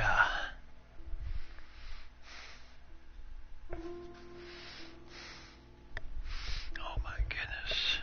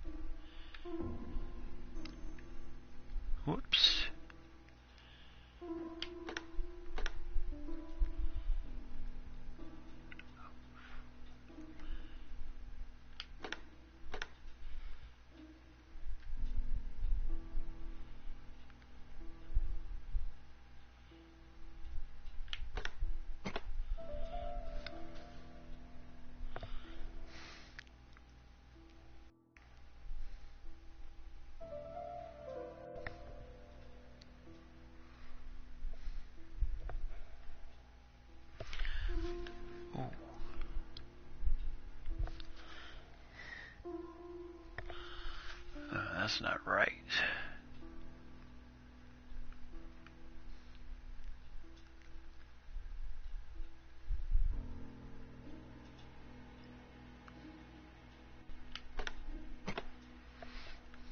It is blocked.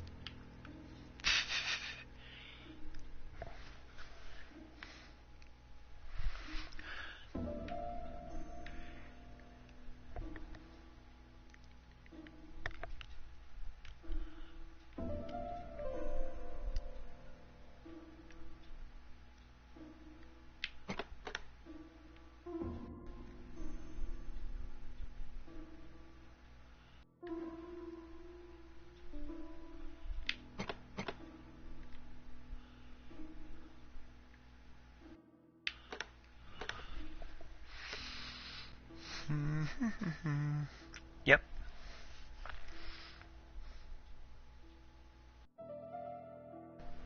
Yep, it is a picture of the United Kingdom.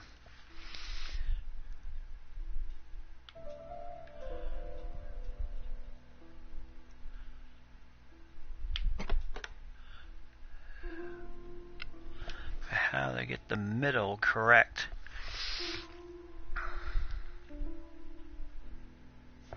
Yes, technically, some of the dark piece should be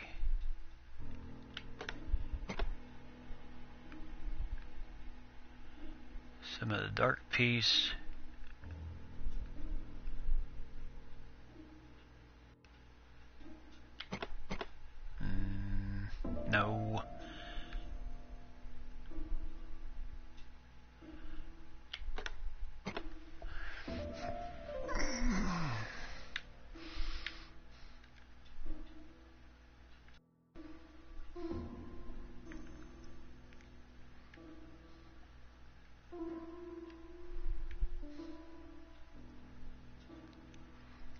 That's correct.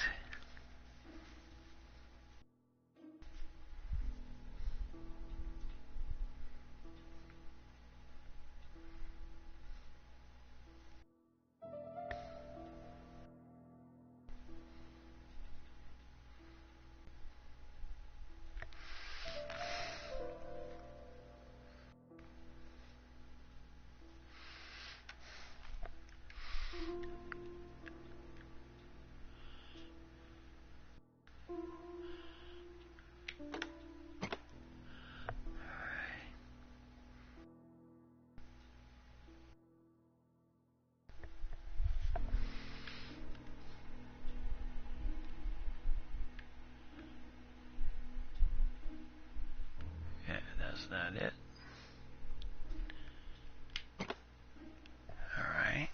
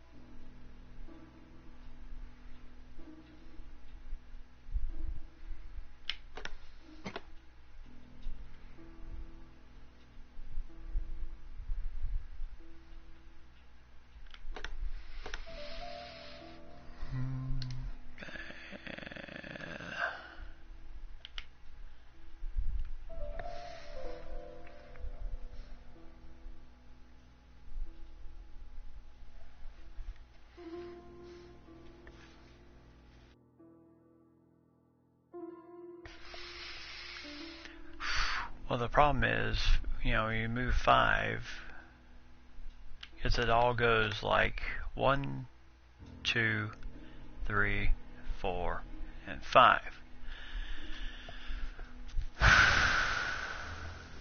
And 4 and 5 all move together. And no doubt I have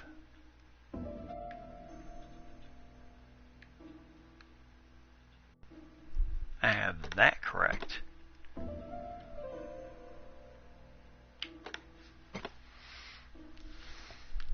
It is blocked. Oh, come on.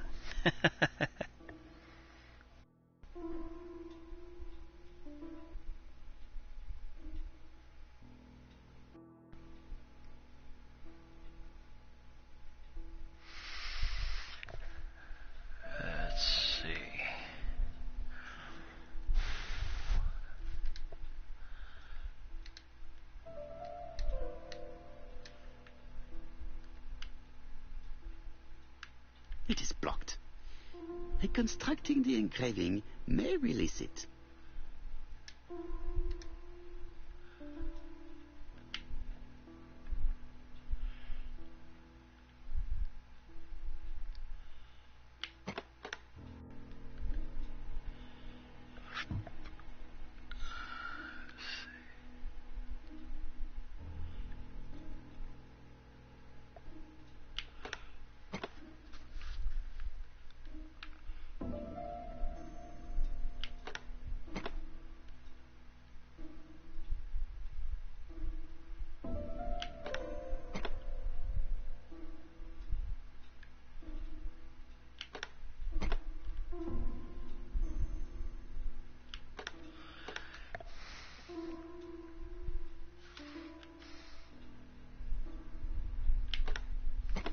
It is blocked.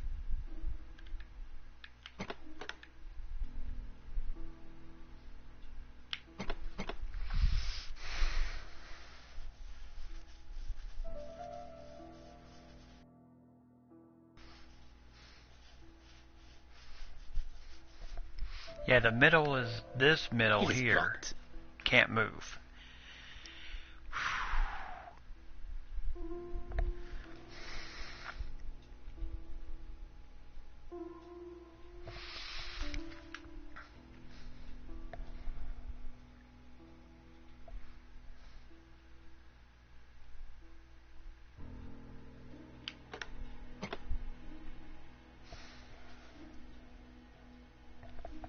The second one is wrong?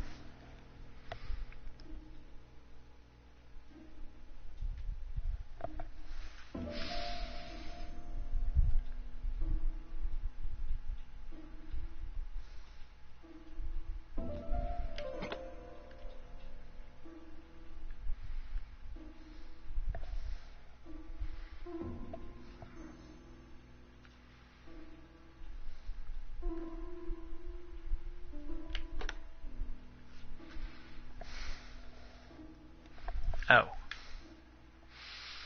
1, 2.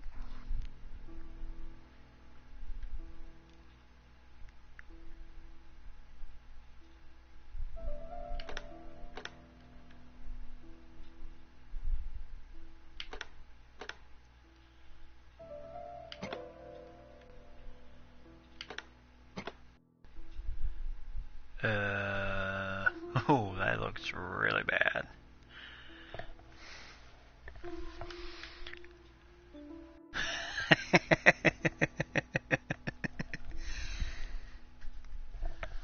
Oh.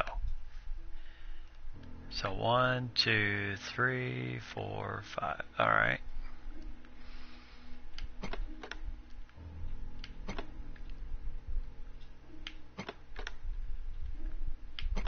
No, no.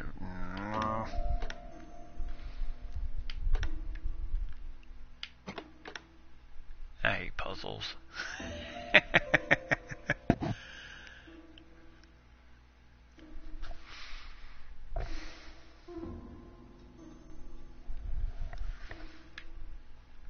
See, that's what I'm saying.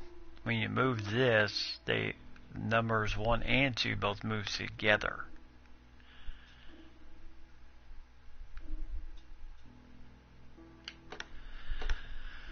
Hmm.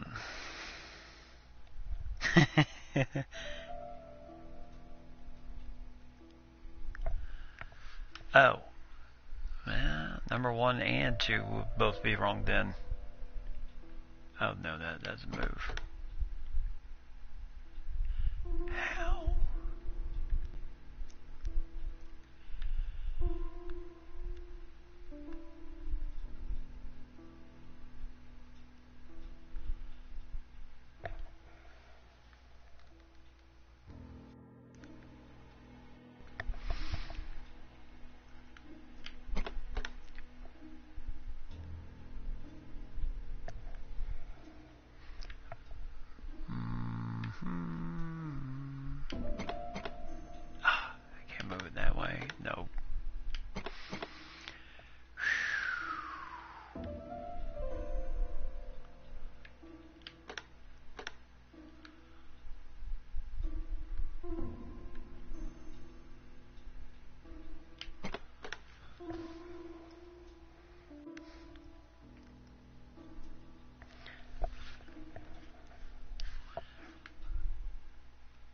this here is number one. This is number one.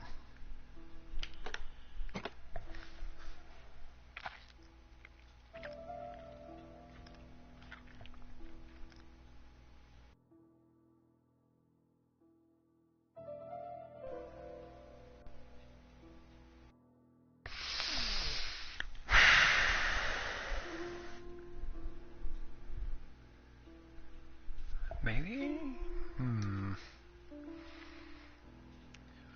Look at it from this angle. Oh. Okay. Right. 1, 2, 3, 4, 5. Right. And what I was saying is when you move 5, number 4 moves 2. Oh, don't I wish that they did not.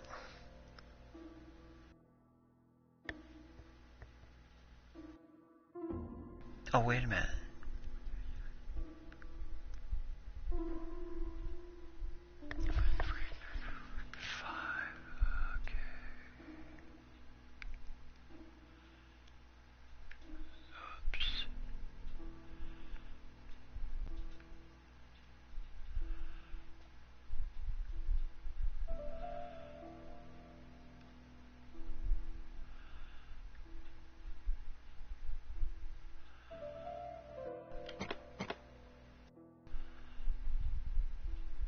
Ah. Think. No. What? Oh, I hate this thing. Okay, that's correct. Okay. No. That's correct.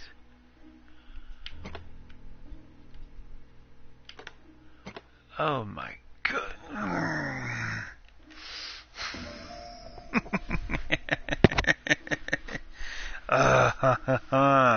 Okay.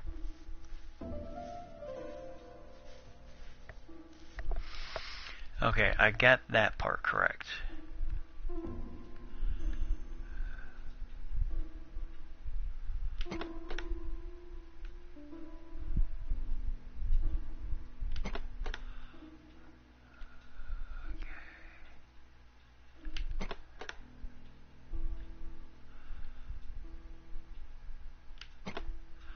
And number 2 is the only one that moves differently.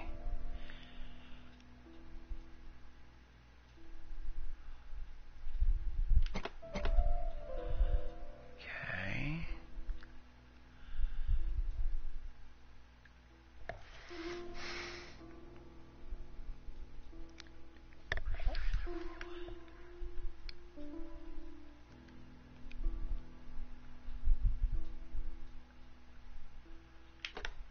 Alright.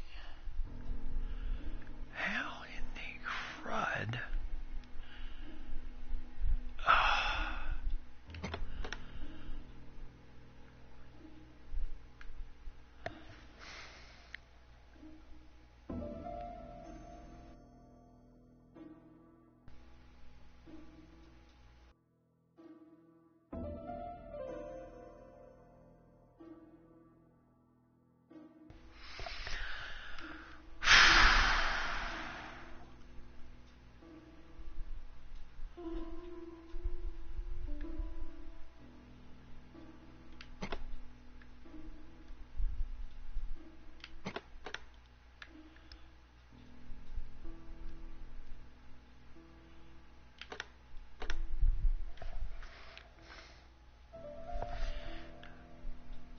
It is blocked.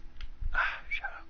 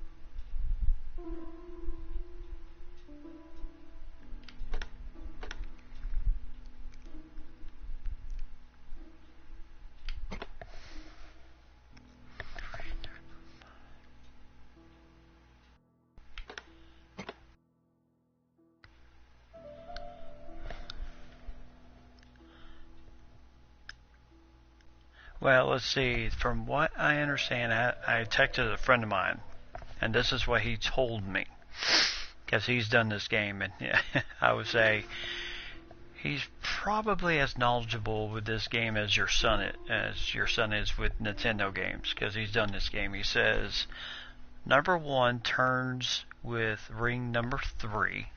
So you turn number 1, you're turning ring 3, as you can see.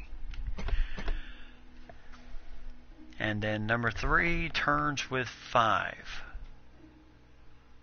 as you can see. And then number 4 turns with 2.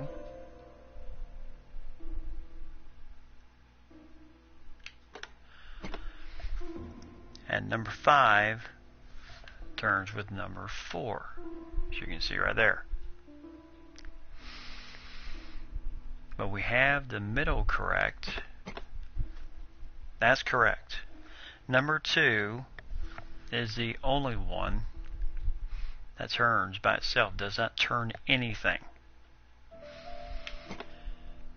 So the challenge is how to get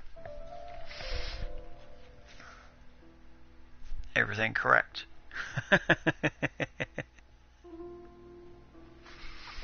So number 2 is the only one that doesn't turn with anything.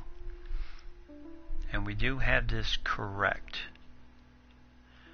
Well, with how this looks, this is correct. Now we gotta figure out, turn this.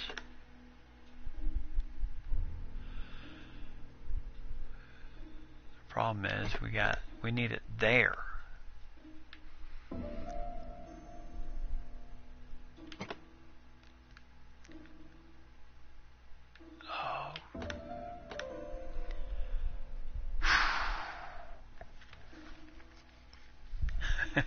Who comes up with this? Oh, yeah, I had to pick this game.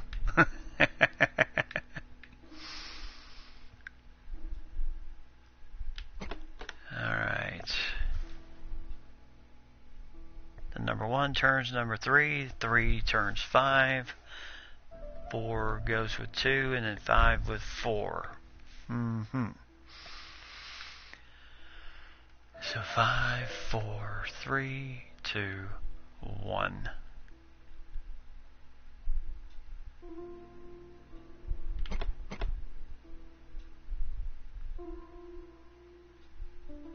Alright.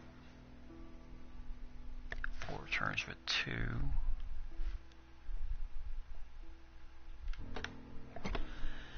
Oh my gosh.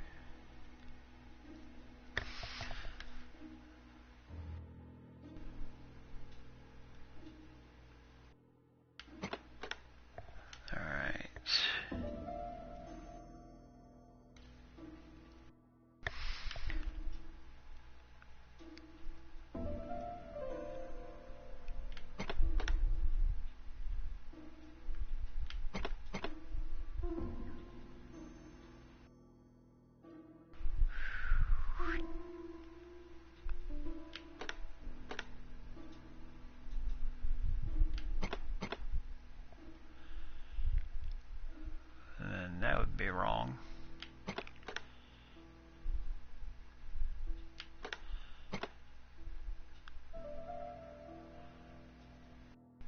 What? Franklin must really love his country to have an engraving in his trunk. I think I heard the panel above release. Okay. Don't even ask me how. Maybe, maybe it was just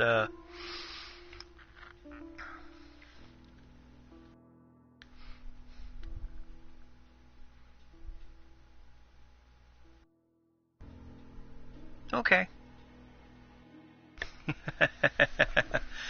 Okay, maybe it was just going over a song in my head.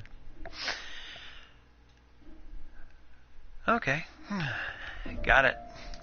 Thank goodness.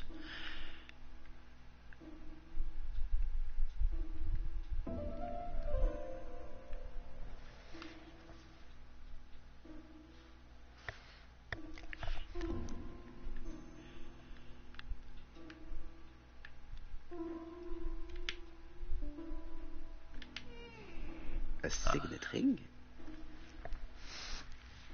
A signet ring with a code written on it. 1587. It may be useful to me. Alright.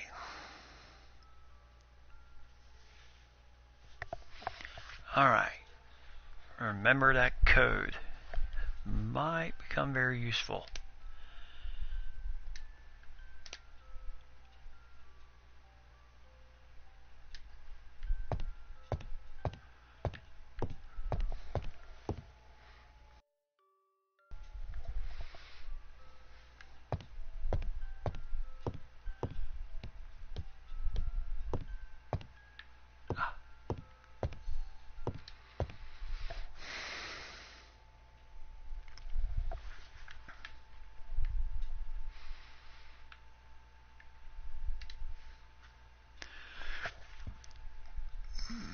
Miss Thoroughgrey, Comside, Chuston, Devon. Arsenic trioxide thallium.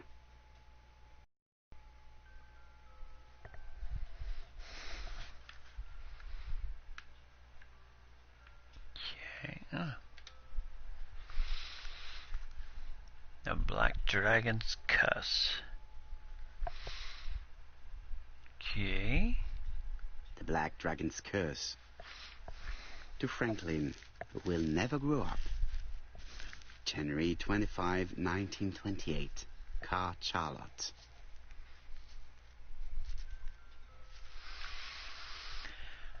Alrighty.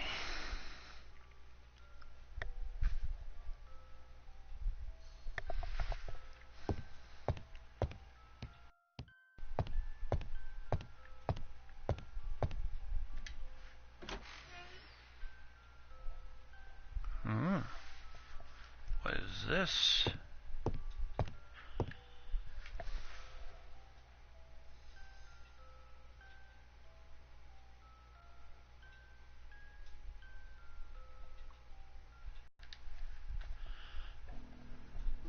Oh, not again.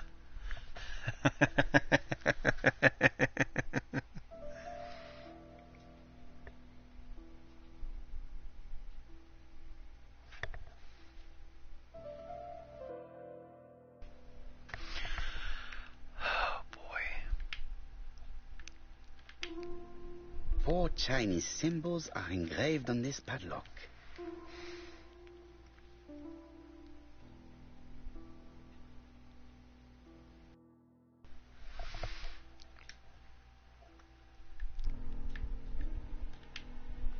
Well, well. The characters engraved on this disc resemble those engraved on the padlock.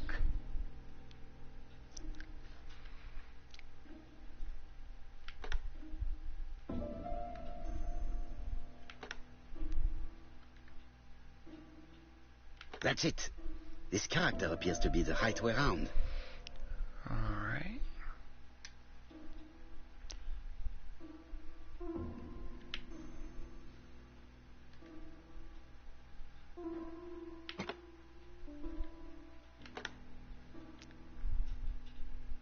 The position of this character looks right to me. Alright. So it looks like I just have to move him till he says something.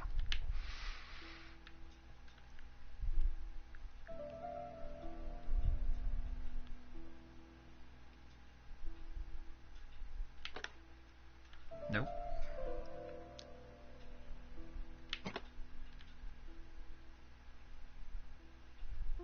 This character appears to be the wrong way round. Maybe I should look to the padlock again. The position of this character looks right to me. Alright.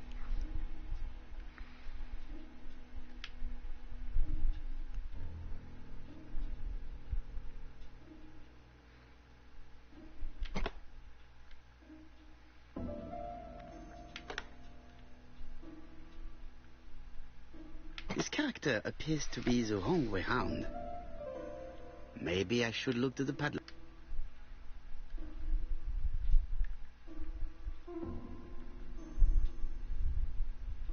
The position of this character looks right to me. Alright.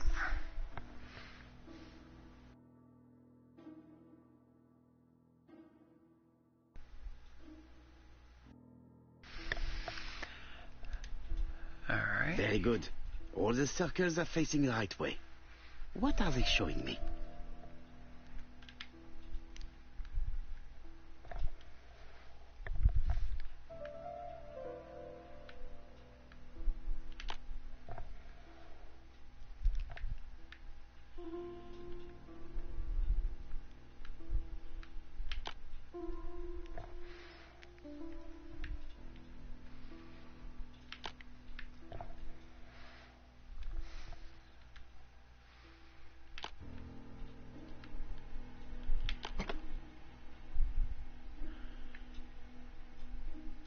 At last, the cupboard is open.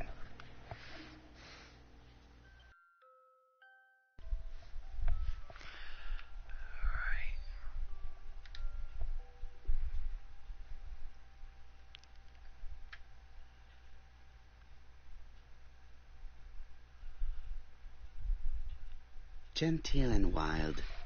English countryside revisited. Alright.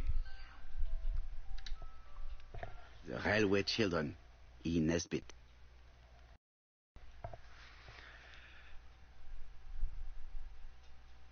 Poor Franklin, Und Effie's Christmas, 1910.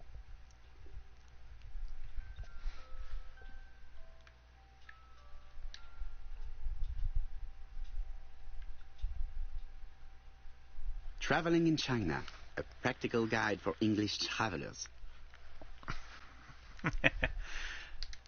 Okay.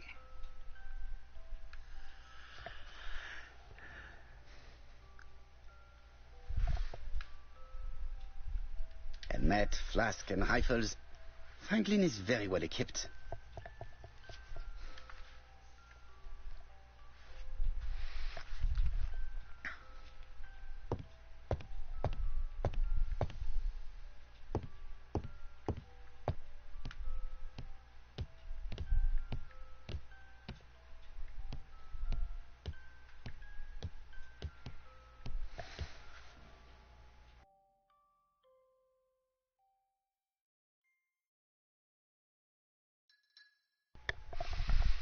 Oh.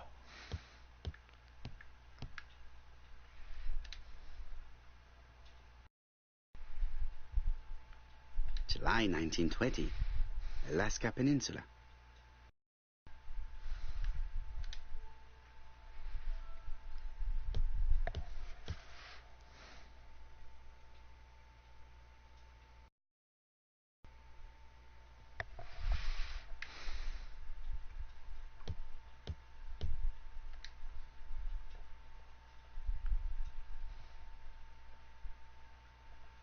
February 1922, South Africa. Alright.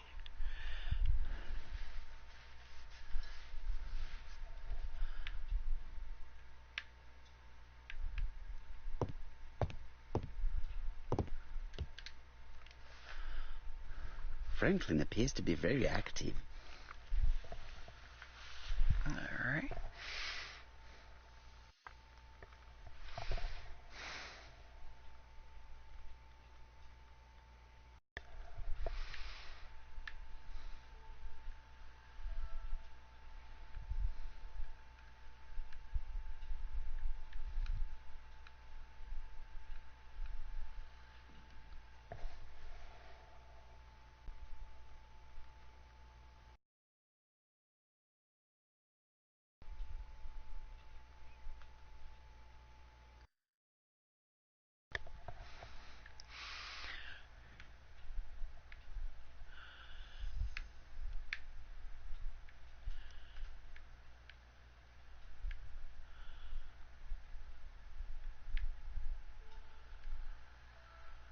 Franklin Clark appears to be a typical British gentleman. A good sportsman, a hunter, a traveler. True. Very true.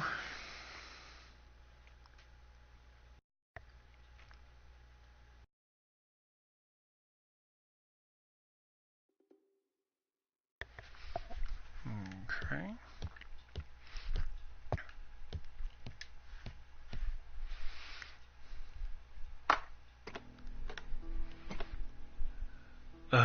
Again.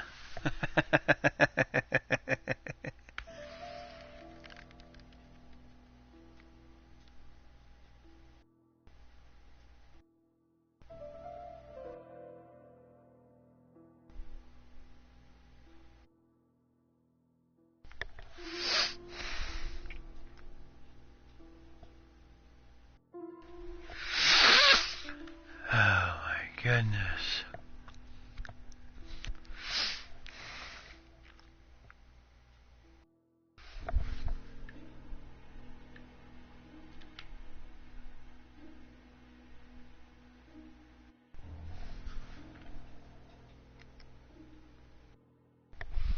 This plate appears to be able to move, but something is blocking it.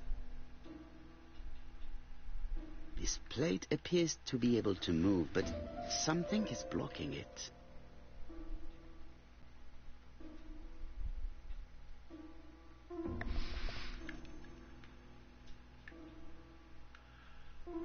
The New Siberia archipelago. This plate appears to be able to move, but something is blocking it. This plate appears to be able to move, but something is blocking it.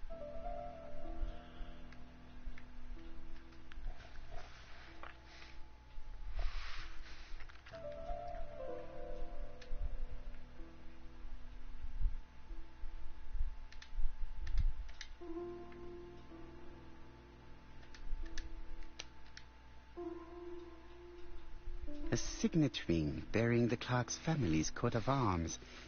A number is written on it.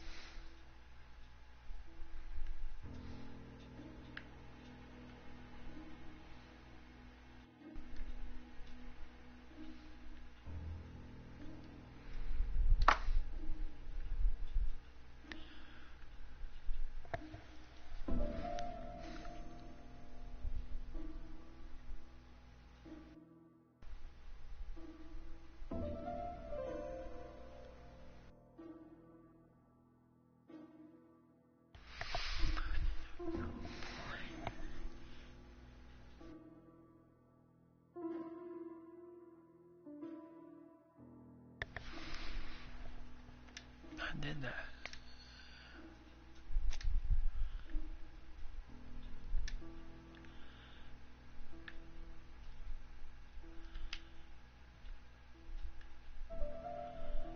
This plate appears to be able to move, but something is blocking it.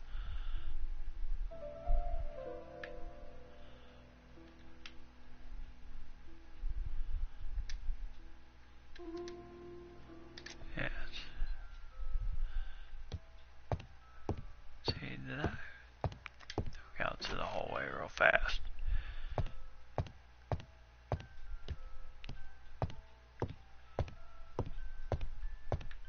Okay, I looked at that one. Yep, got that.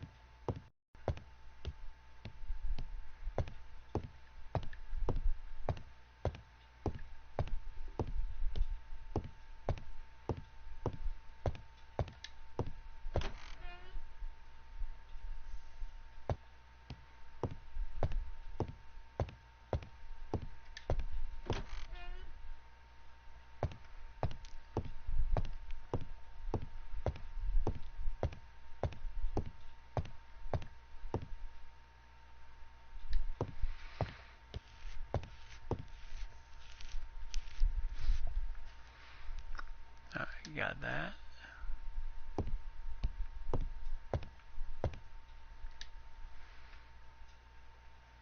And got that. All right.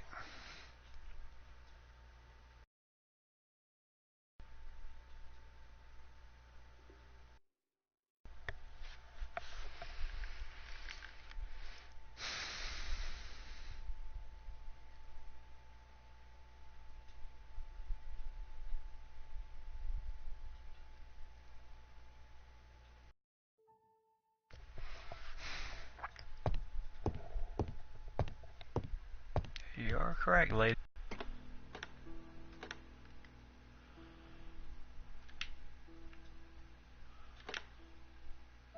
Uh-huh.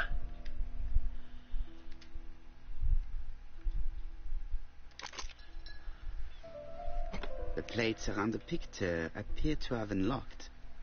I think I've already seen these symbols on Franklin's trophies.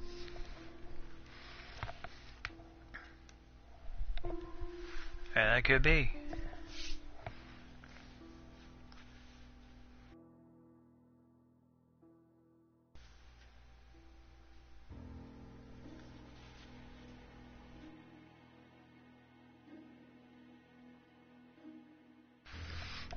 Let's see.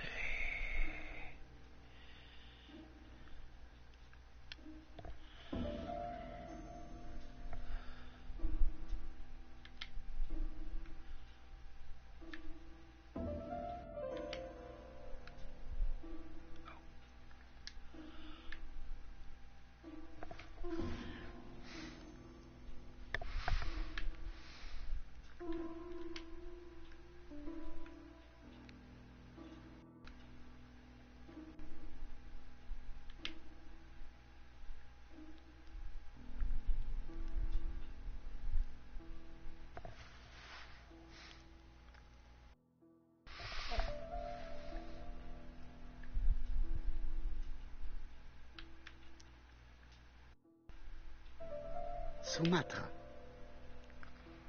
Okay. South Africa,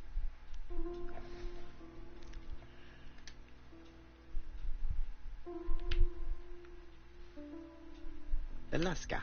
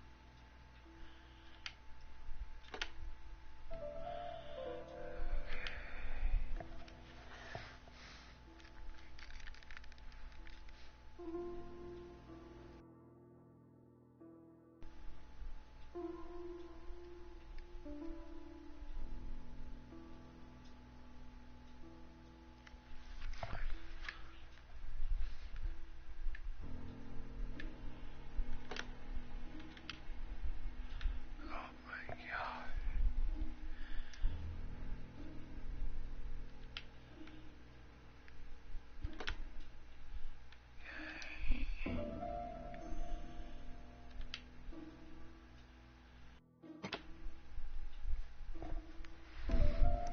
Okay.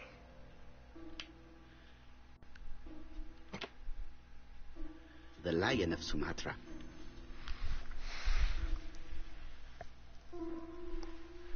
All right.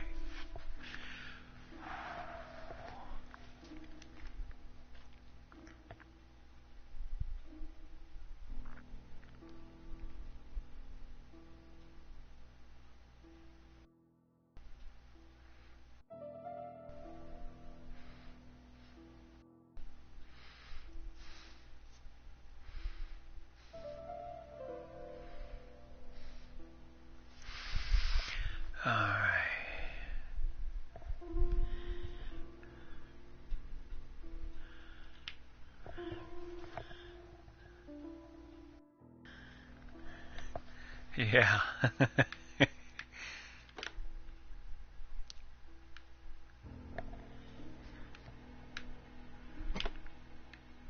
The Alaskan Kodiak bear.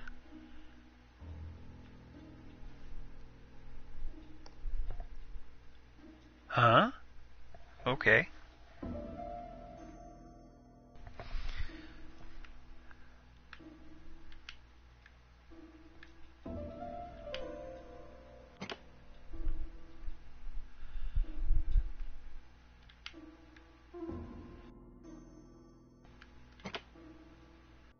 The African kudu.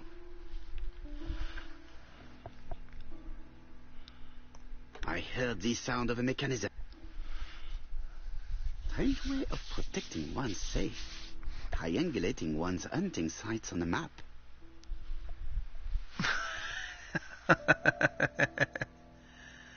Okay. Whew. Alright. Right, and I believe the code is that number.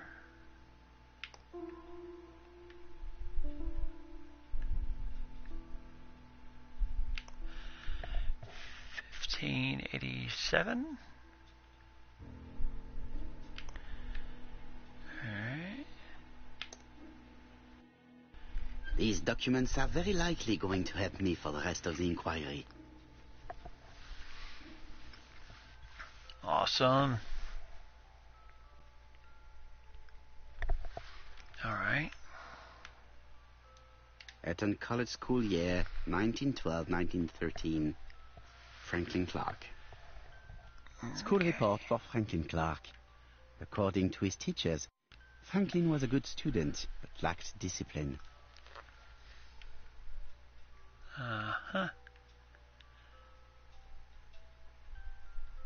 A dozen gold sovereigns, some shares for the Southern Railway and some treasury bills.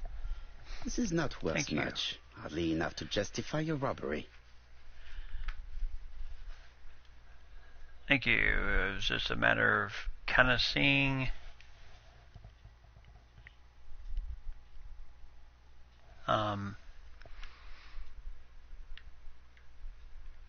Charlotte Clark, Comside, Churchton, Devon.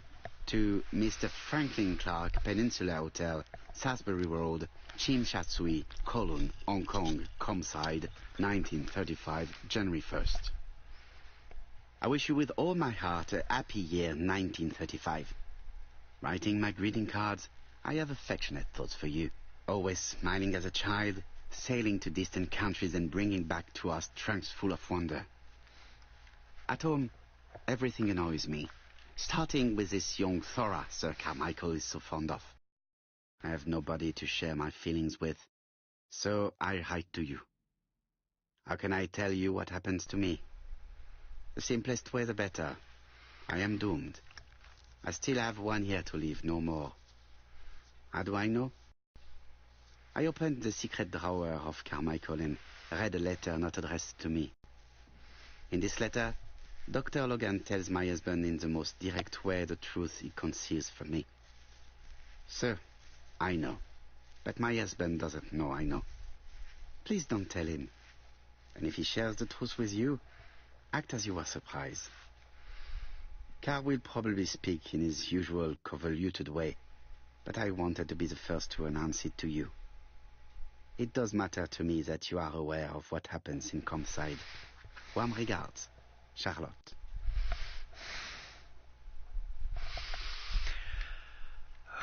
yeah, but from the trophies in the room, that's Sir Carmichael Clark, How we Comside, got Churchton, Devon. To Mr. Franklin Clark, Peninsula Hotel, Salisbury Road, Tsim Sha Tsui, Kowloon, Hong Kong. Comside, 1935, January the 12th. Dear Franklin, first, I wish you a good start to a successful new year.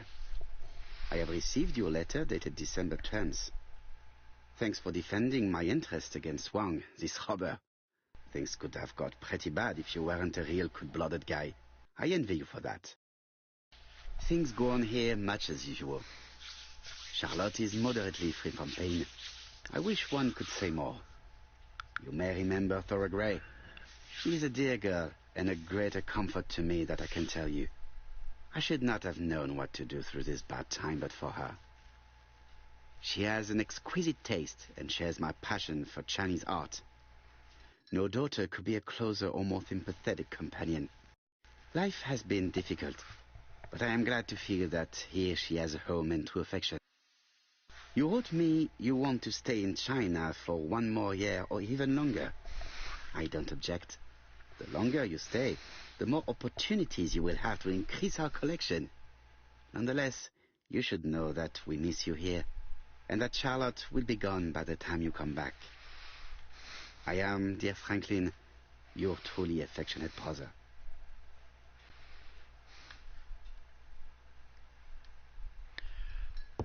Alright, so looks like we found everything we needed to in here. Alright, let's go to the...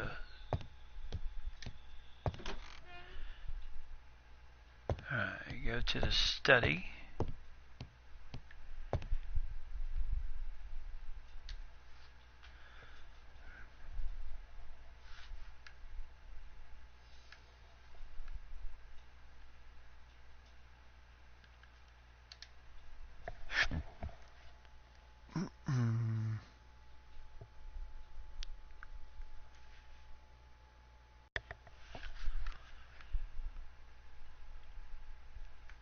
Traditional Chinese map. Facsimile. South is on the top of the map. Okay.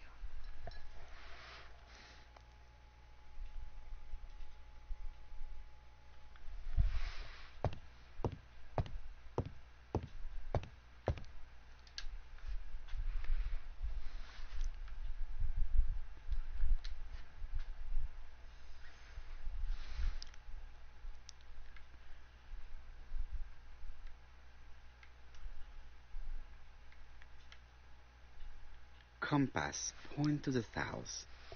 Bronze and magnetite, Han Dynasty, circa 210 BC, purchased in Hong Kong 1935.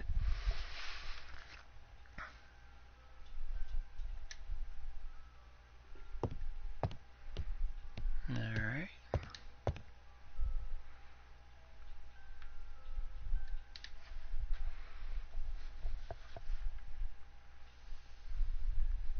Attention, Franklin. Task list. A. Ordering Lady Clark remedies. Done. B. Tidying up real estate property files. Done. C. Calling the lawyer about inventory. Done. D. Update the tenant farmer list. Done. E. Update land rent accounting. Done. F. Ordering a restock of arsenic. Done. P.S. I have left on the living room table some of my things I don't want to keep. The locket and the dagger. I am sure you know why. Thora.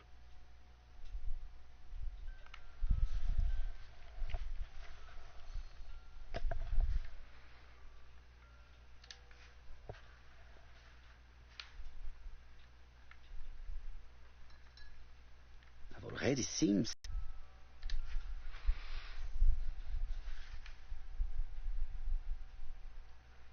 a dark dragon for a bright-haired maid. C.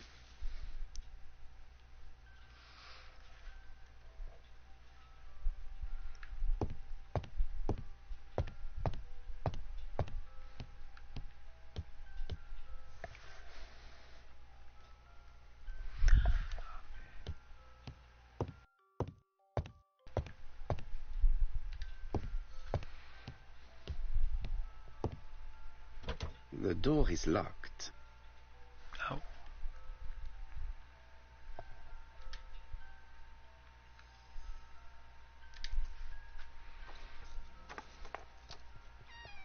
This unit contains the medical records for Sir Carmichael Clark's patients. Let us study them closely and see if there are any familiar names.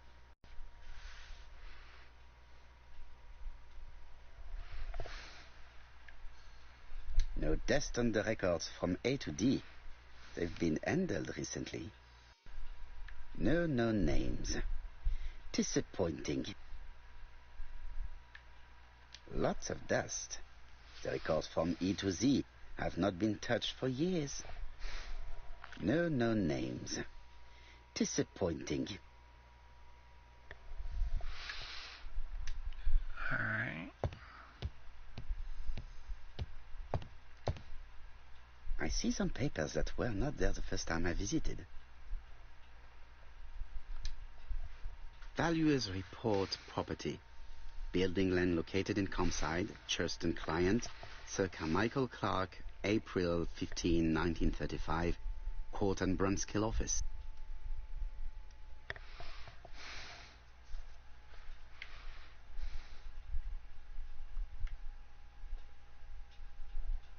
Court and Brunskill. The name is familiar.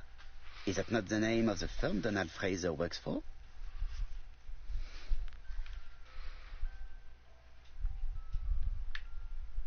These daggers are only ceremonial weapons. I do not think that the crime weapon is here.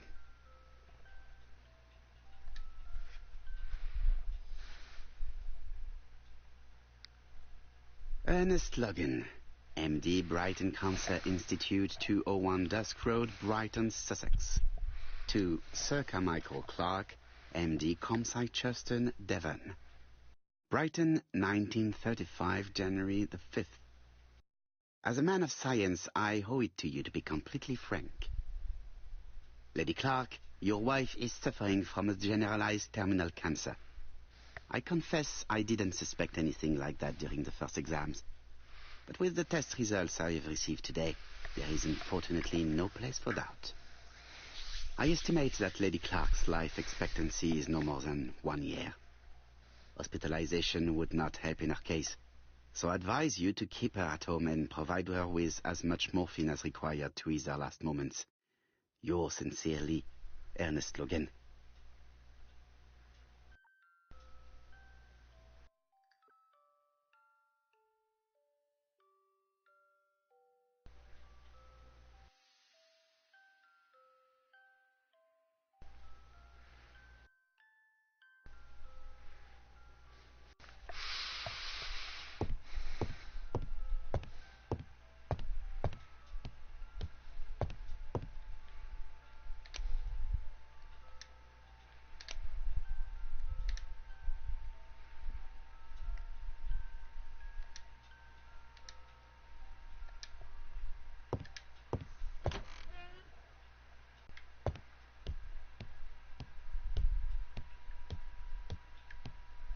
I am not going to leave Comside now. I still have some things to do. Oh.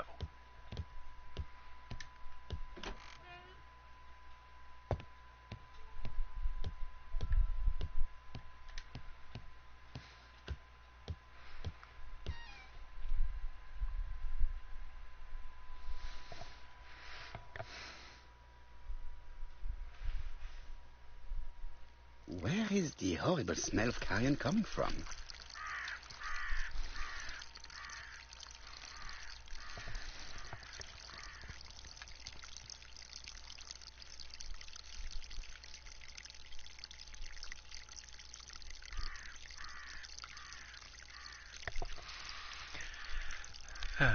Okay.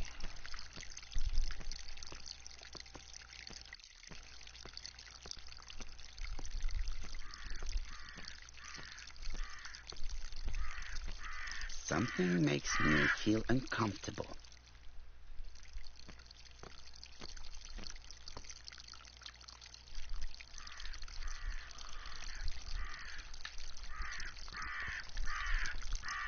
Tut-tut. The gardener does not follow the alignment. There, that's better. It is symmetrical. Brown pellets. Revolting.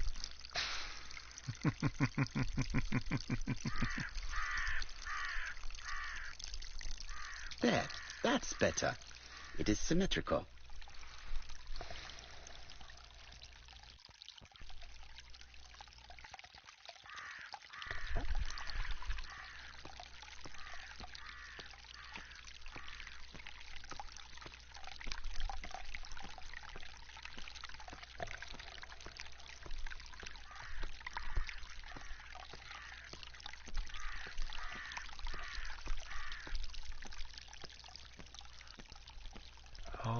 smokes.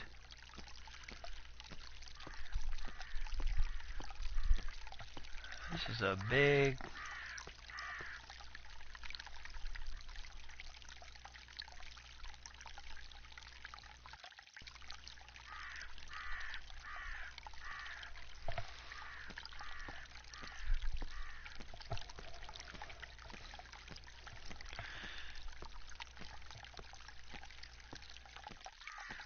Well, you said it was revolting.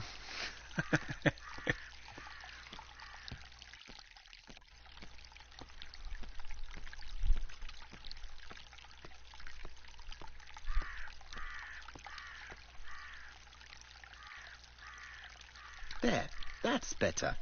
It is symmetrical. Brown pellets. Revolting. Probably revolting because of the dead rat there.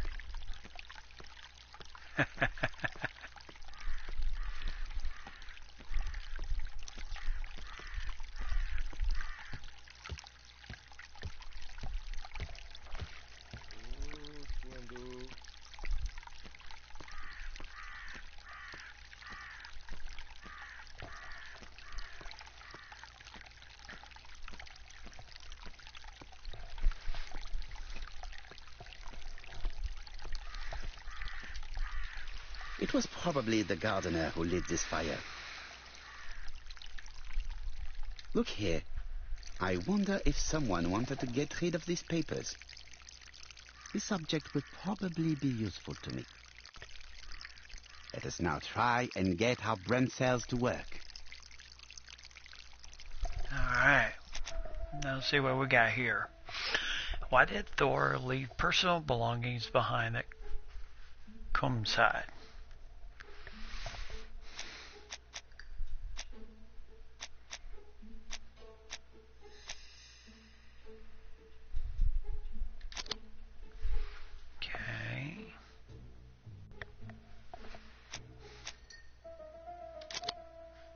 Okay, she left a letter behind, and then dagger is missing. She does not want to be accused of theft. Everything that Thor Grey has left behind comes from Sir Carmichael's collection. He most probably gave them to her, but she chose to leave them here rather than run the risk of being accused of theft. It is understandable when you know just how much Lady Clark mistrusted her. Let us now try and get our brain cells to work.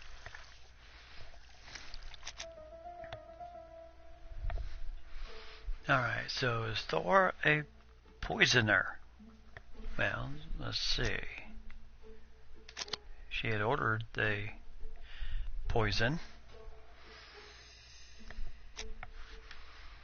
There was a poison rat at the scene.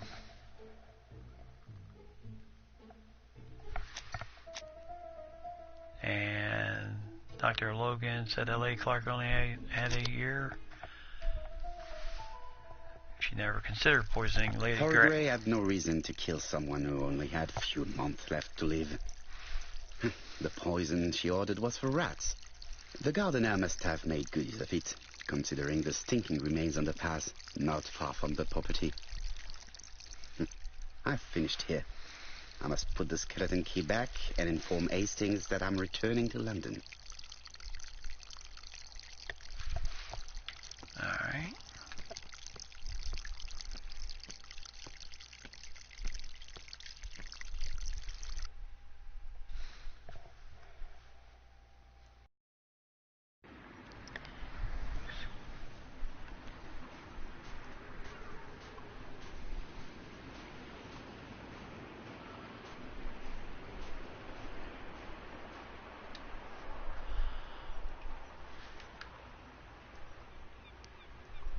May you have peace, Carmichael. Charlotte.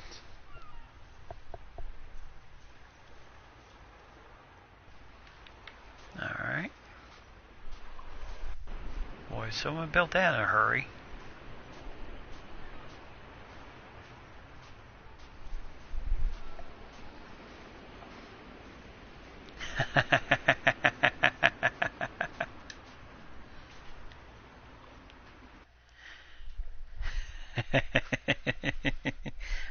speaking death, huh? Very intuitive, Mike. Alright, so let's go back to the mansion and phone Hastings. And let him know what is going on. And then we'll get done with this chapter right here.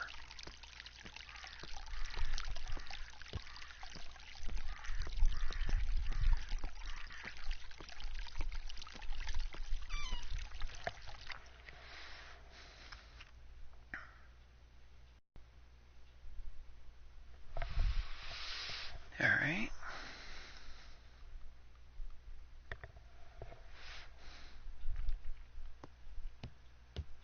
Oh, such a gentleman takes his hat off.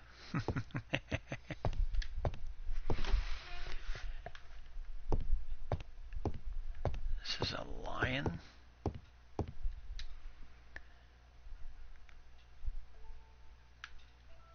April 1925, a shape rock. April 1925.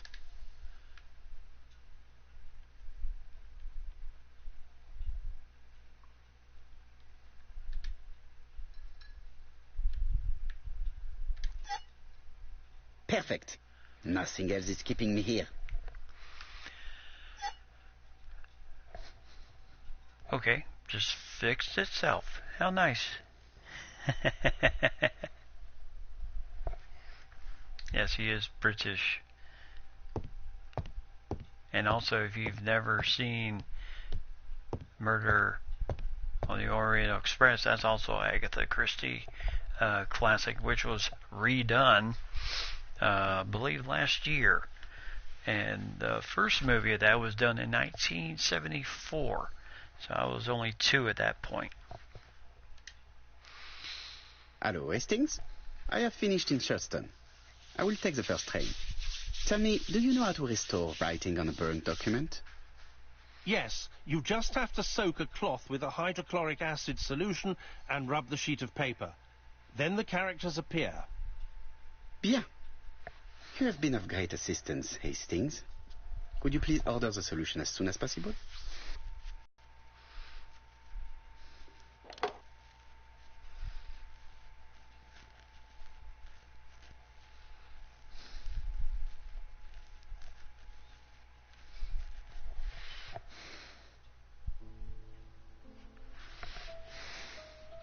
Donald Fraser is here. He insisted on waiting to see you. Are you serious? Okay.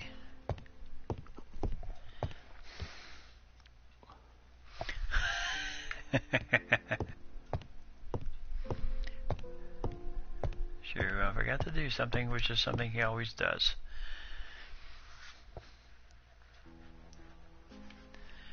Looks himself in the mirror.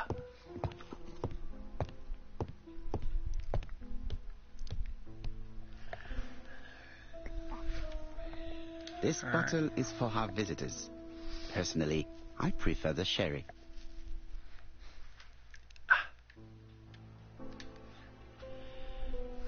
This man is tired.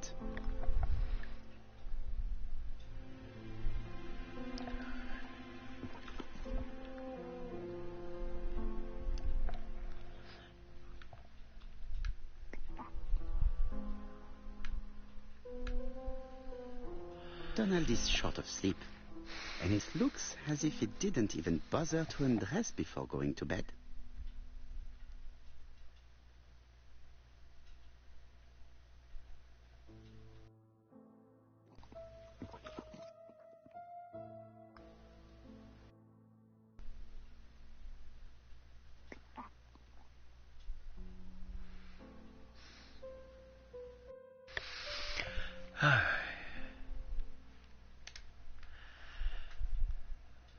Mr. Parrow, I don't know why I'm here.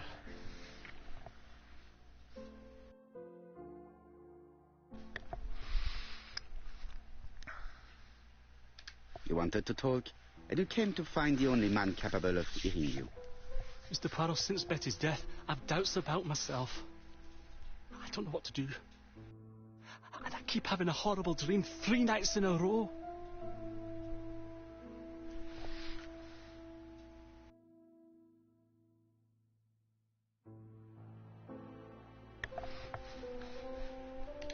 have a drink and tell me about this dream.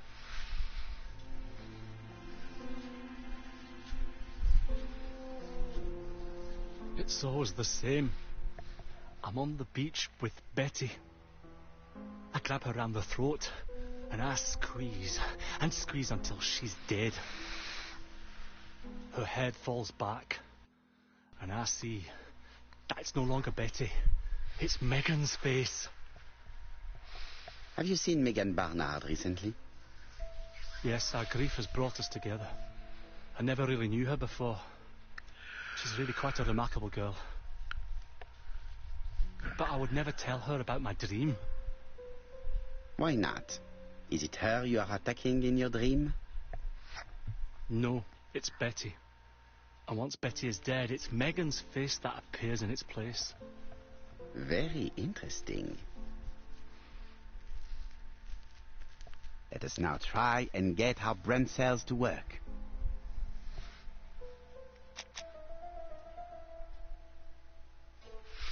Alright, so how should Donald's dream be interpreted? Alright.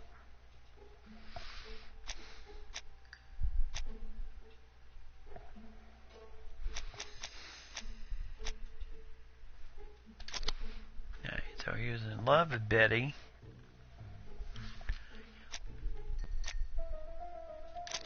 Does not kill Megan in his dream.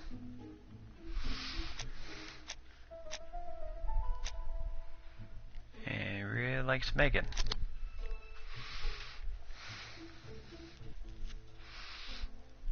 Mr. Fraser, I think that the real meaning of this dream is that you are in love with Megan Barnard. Please go on. Do. This dream certainly betrays your guilt. Oh. But what do you feel guilty about? Having killed your fiancé? Possible. Or forgetting her very quickly for her sister? Certainly.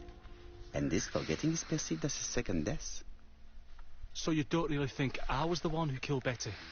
I do not exclude this theory. I am simply saying that I do not need to know that fact to explain your dream and your guilt. Thank you for being frank, Mr. Poirot. You've helped me a great deal. I'm going back to Bexhill. I'll not take any more of your time up. It is late, Mr. Fraser, and you are tired. I'll sleep on the train. I like trains. It's easy to sleep rocked by the sound of the wheels. Poor boy, he seems completely lost. Well, women seem to like him. I think Megan will take care of him. Oh, I remember. Did you order the product I needed? Yes, we'll be receiving it tomorrow. Bien, it is late, and I asked Miss Gray to come tomorrow morning. I have a few questions I wish to ask her.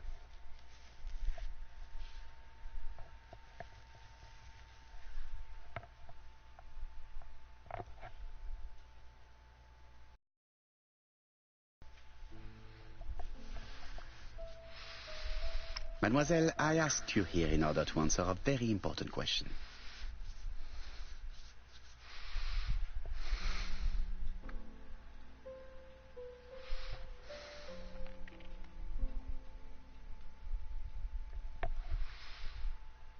Am I right in thinking you said that you did not speak to anyone on the day Sir Carmichael was murdered? It's the absolute truth. Yet, Lady Clark maintained that she saw you talking to a stranger on the front doorstep. Really? She must have been mistaken. Oh, I remember now. I'd forgotten all about it, but it wasn't important. It was just a salesman. One of those traders who sell stockings from door to door. Can you describe him to me? Medium size. Glasses. Dark suit and a felt hat. Not the sort of man you notice. Completely harmless. That's why I forgot all about him. Nothing else? He was very hesitant and shy. Usually door-to-door salesmen are very confident. But he wasn't.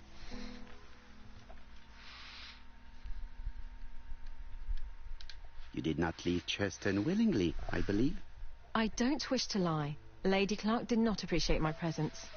And Franklin cannot go against the wishes of a sick lady. He is a good man, and he worries a great deal about his sister-in-law. I noticed that you left some personal belongings behind at Churston.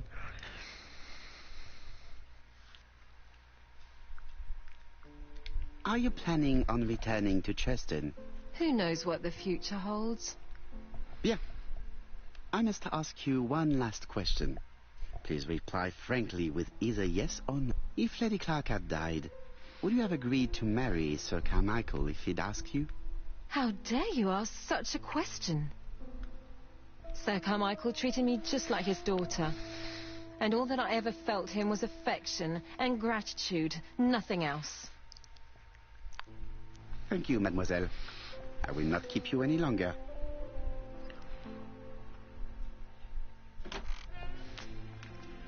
I met Thora Grey on the stairs. Her cheeks were ablaze, and she appeared to be deeply hurt. Poirot, have you offended the poor girl again? Do you have good reasons for accusing her? I accused her of nothing, Hastings. I simply asked her an important question she did not answer. Let us see if we can answer it for her. Let us now try and get our brain cells to work. Alright, so would Thor have married Sir Carmichael if he had lived?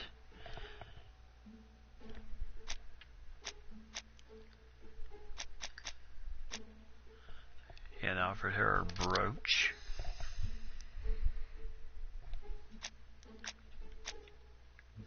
She is evasive.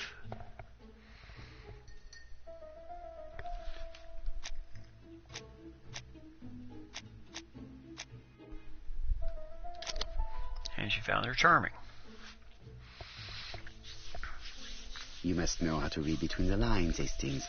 When Sir Carmichael refers to paternal affection, he's lying to himself. Read this engraving on the brooch. A dark dragon for an angel with glossy hair. These are the words of a lover, not a father. Lady Clark was not wrong. What if Sir Carmichael had fallen in love with his secretary? That doesn't mean that she forced him to do so. True, there are extenuating circumstances. She is a penniless orphan. But she is calculating. Just look how she avoided it when asked if she would have married Clark.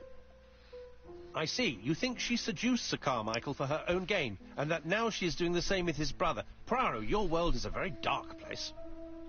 Do not get carried away, mon ami. We have another more important matter to settle. Really? Yes, would you believe that Miss Grey taught me something new? Let us now try and get our brain cells to work.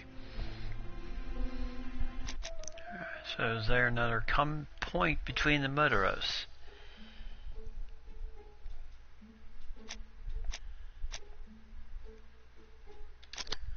Okay.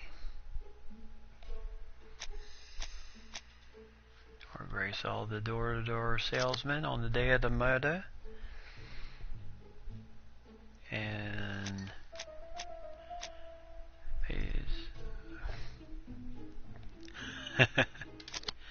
alright. For each, okay. It's perfectly clear, Hastings, perfectly clear. Indeed, a stocking seller visited Andover, Bexhill and Churston on the day of each murder. We have our suspect. This should be of interest, Jap.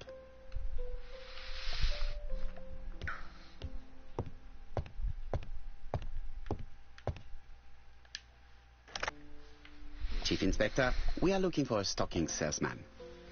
I see you have a suspect. Yes. Contact all the stocking wholesalers who may employ him. Your suspect is a salesman? No, he does not take orders. He sells door to door. Right. The hunt is on.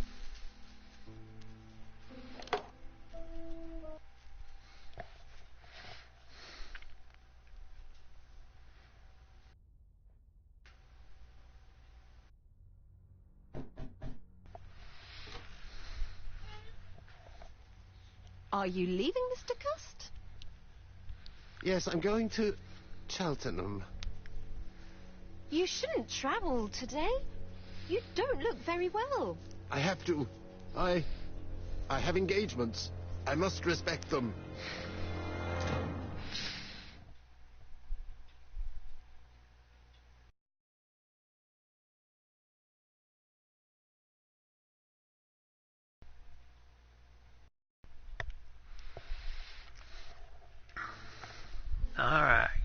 So... Can you get the post, Hastings? And why don't you go and get it yourself? Très bien. What's going on? I've never known Hastings to be so disagreeable.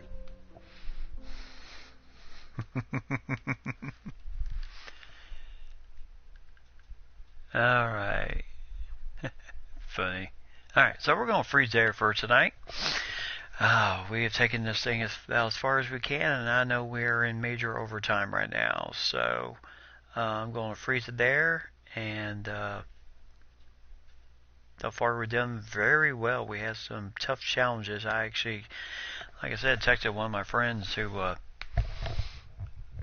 played this game and got through this game, and then especially on the United Kingdom puzzle, Hastings did it. Well, it is very unusual that he is acting the way he is. Very unusual. So I'm going to go ahead and wrap it up for tonight, and we will definitely, hopefully, catch the end of this thing pretty soon, I hope. So a lot of still some more stuff to go through and go. So Mike, Lady, Foxy, and everyone else, have yourself a good evening. Thanks to, well, he's not really a new subscriber, but he just did subscribe to my channel, which is Ryan. Wondering where he's been lately, because don't believe he's on Twitter much anymore, because every time I try to find his name doesn't come up on Twitter anymore. So I tend to wonder what happened with that. So hopefully one of these nights he'll pop in with us, and maybe we can all catch up. So until then, have yourself a good evening, and have yourself a great week. And yes, I will most definitely have a great week of work, and who knows what this week will entail. I also have a great Halloween, and enjoy the spooky scares for the rest of Scoutoba. So until then, have yourself a great night, everyone, and I will see you in precisely a week on next Thursday. So until then, have yourself a great one, and as always, tell those closest to you that you love them. Happy Halloween to everybody. And as always, tell those closest to you that you love them, and have yourself a great Halloween and a start to November. So until then, I am out of here.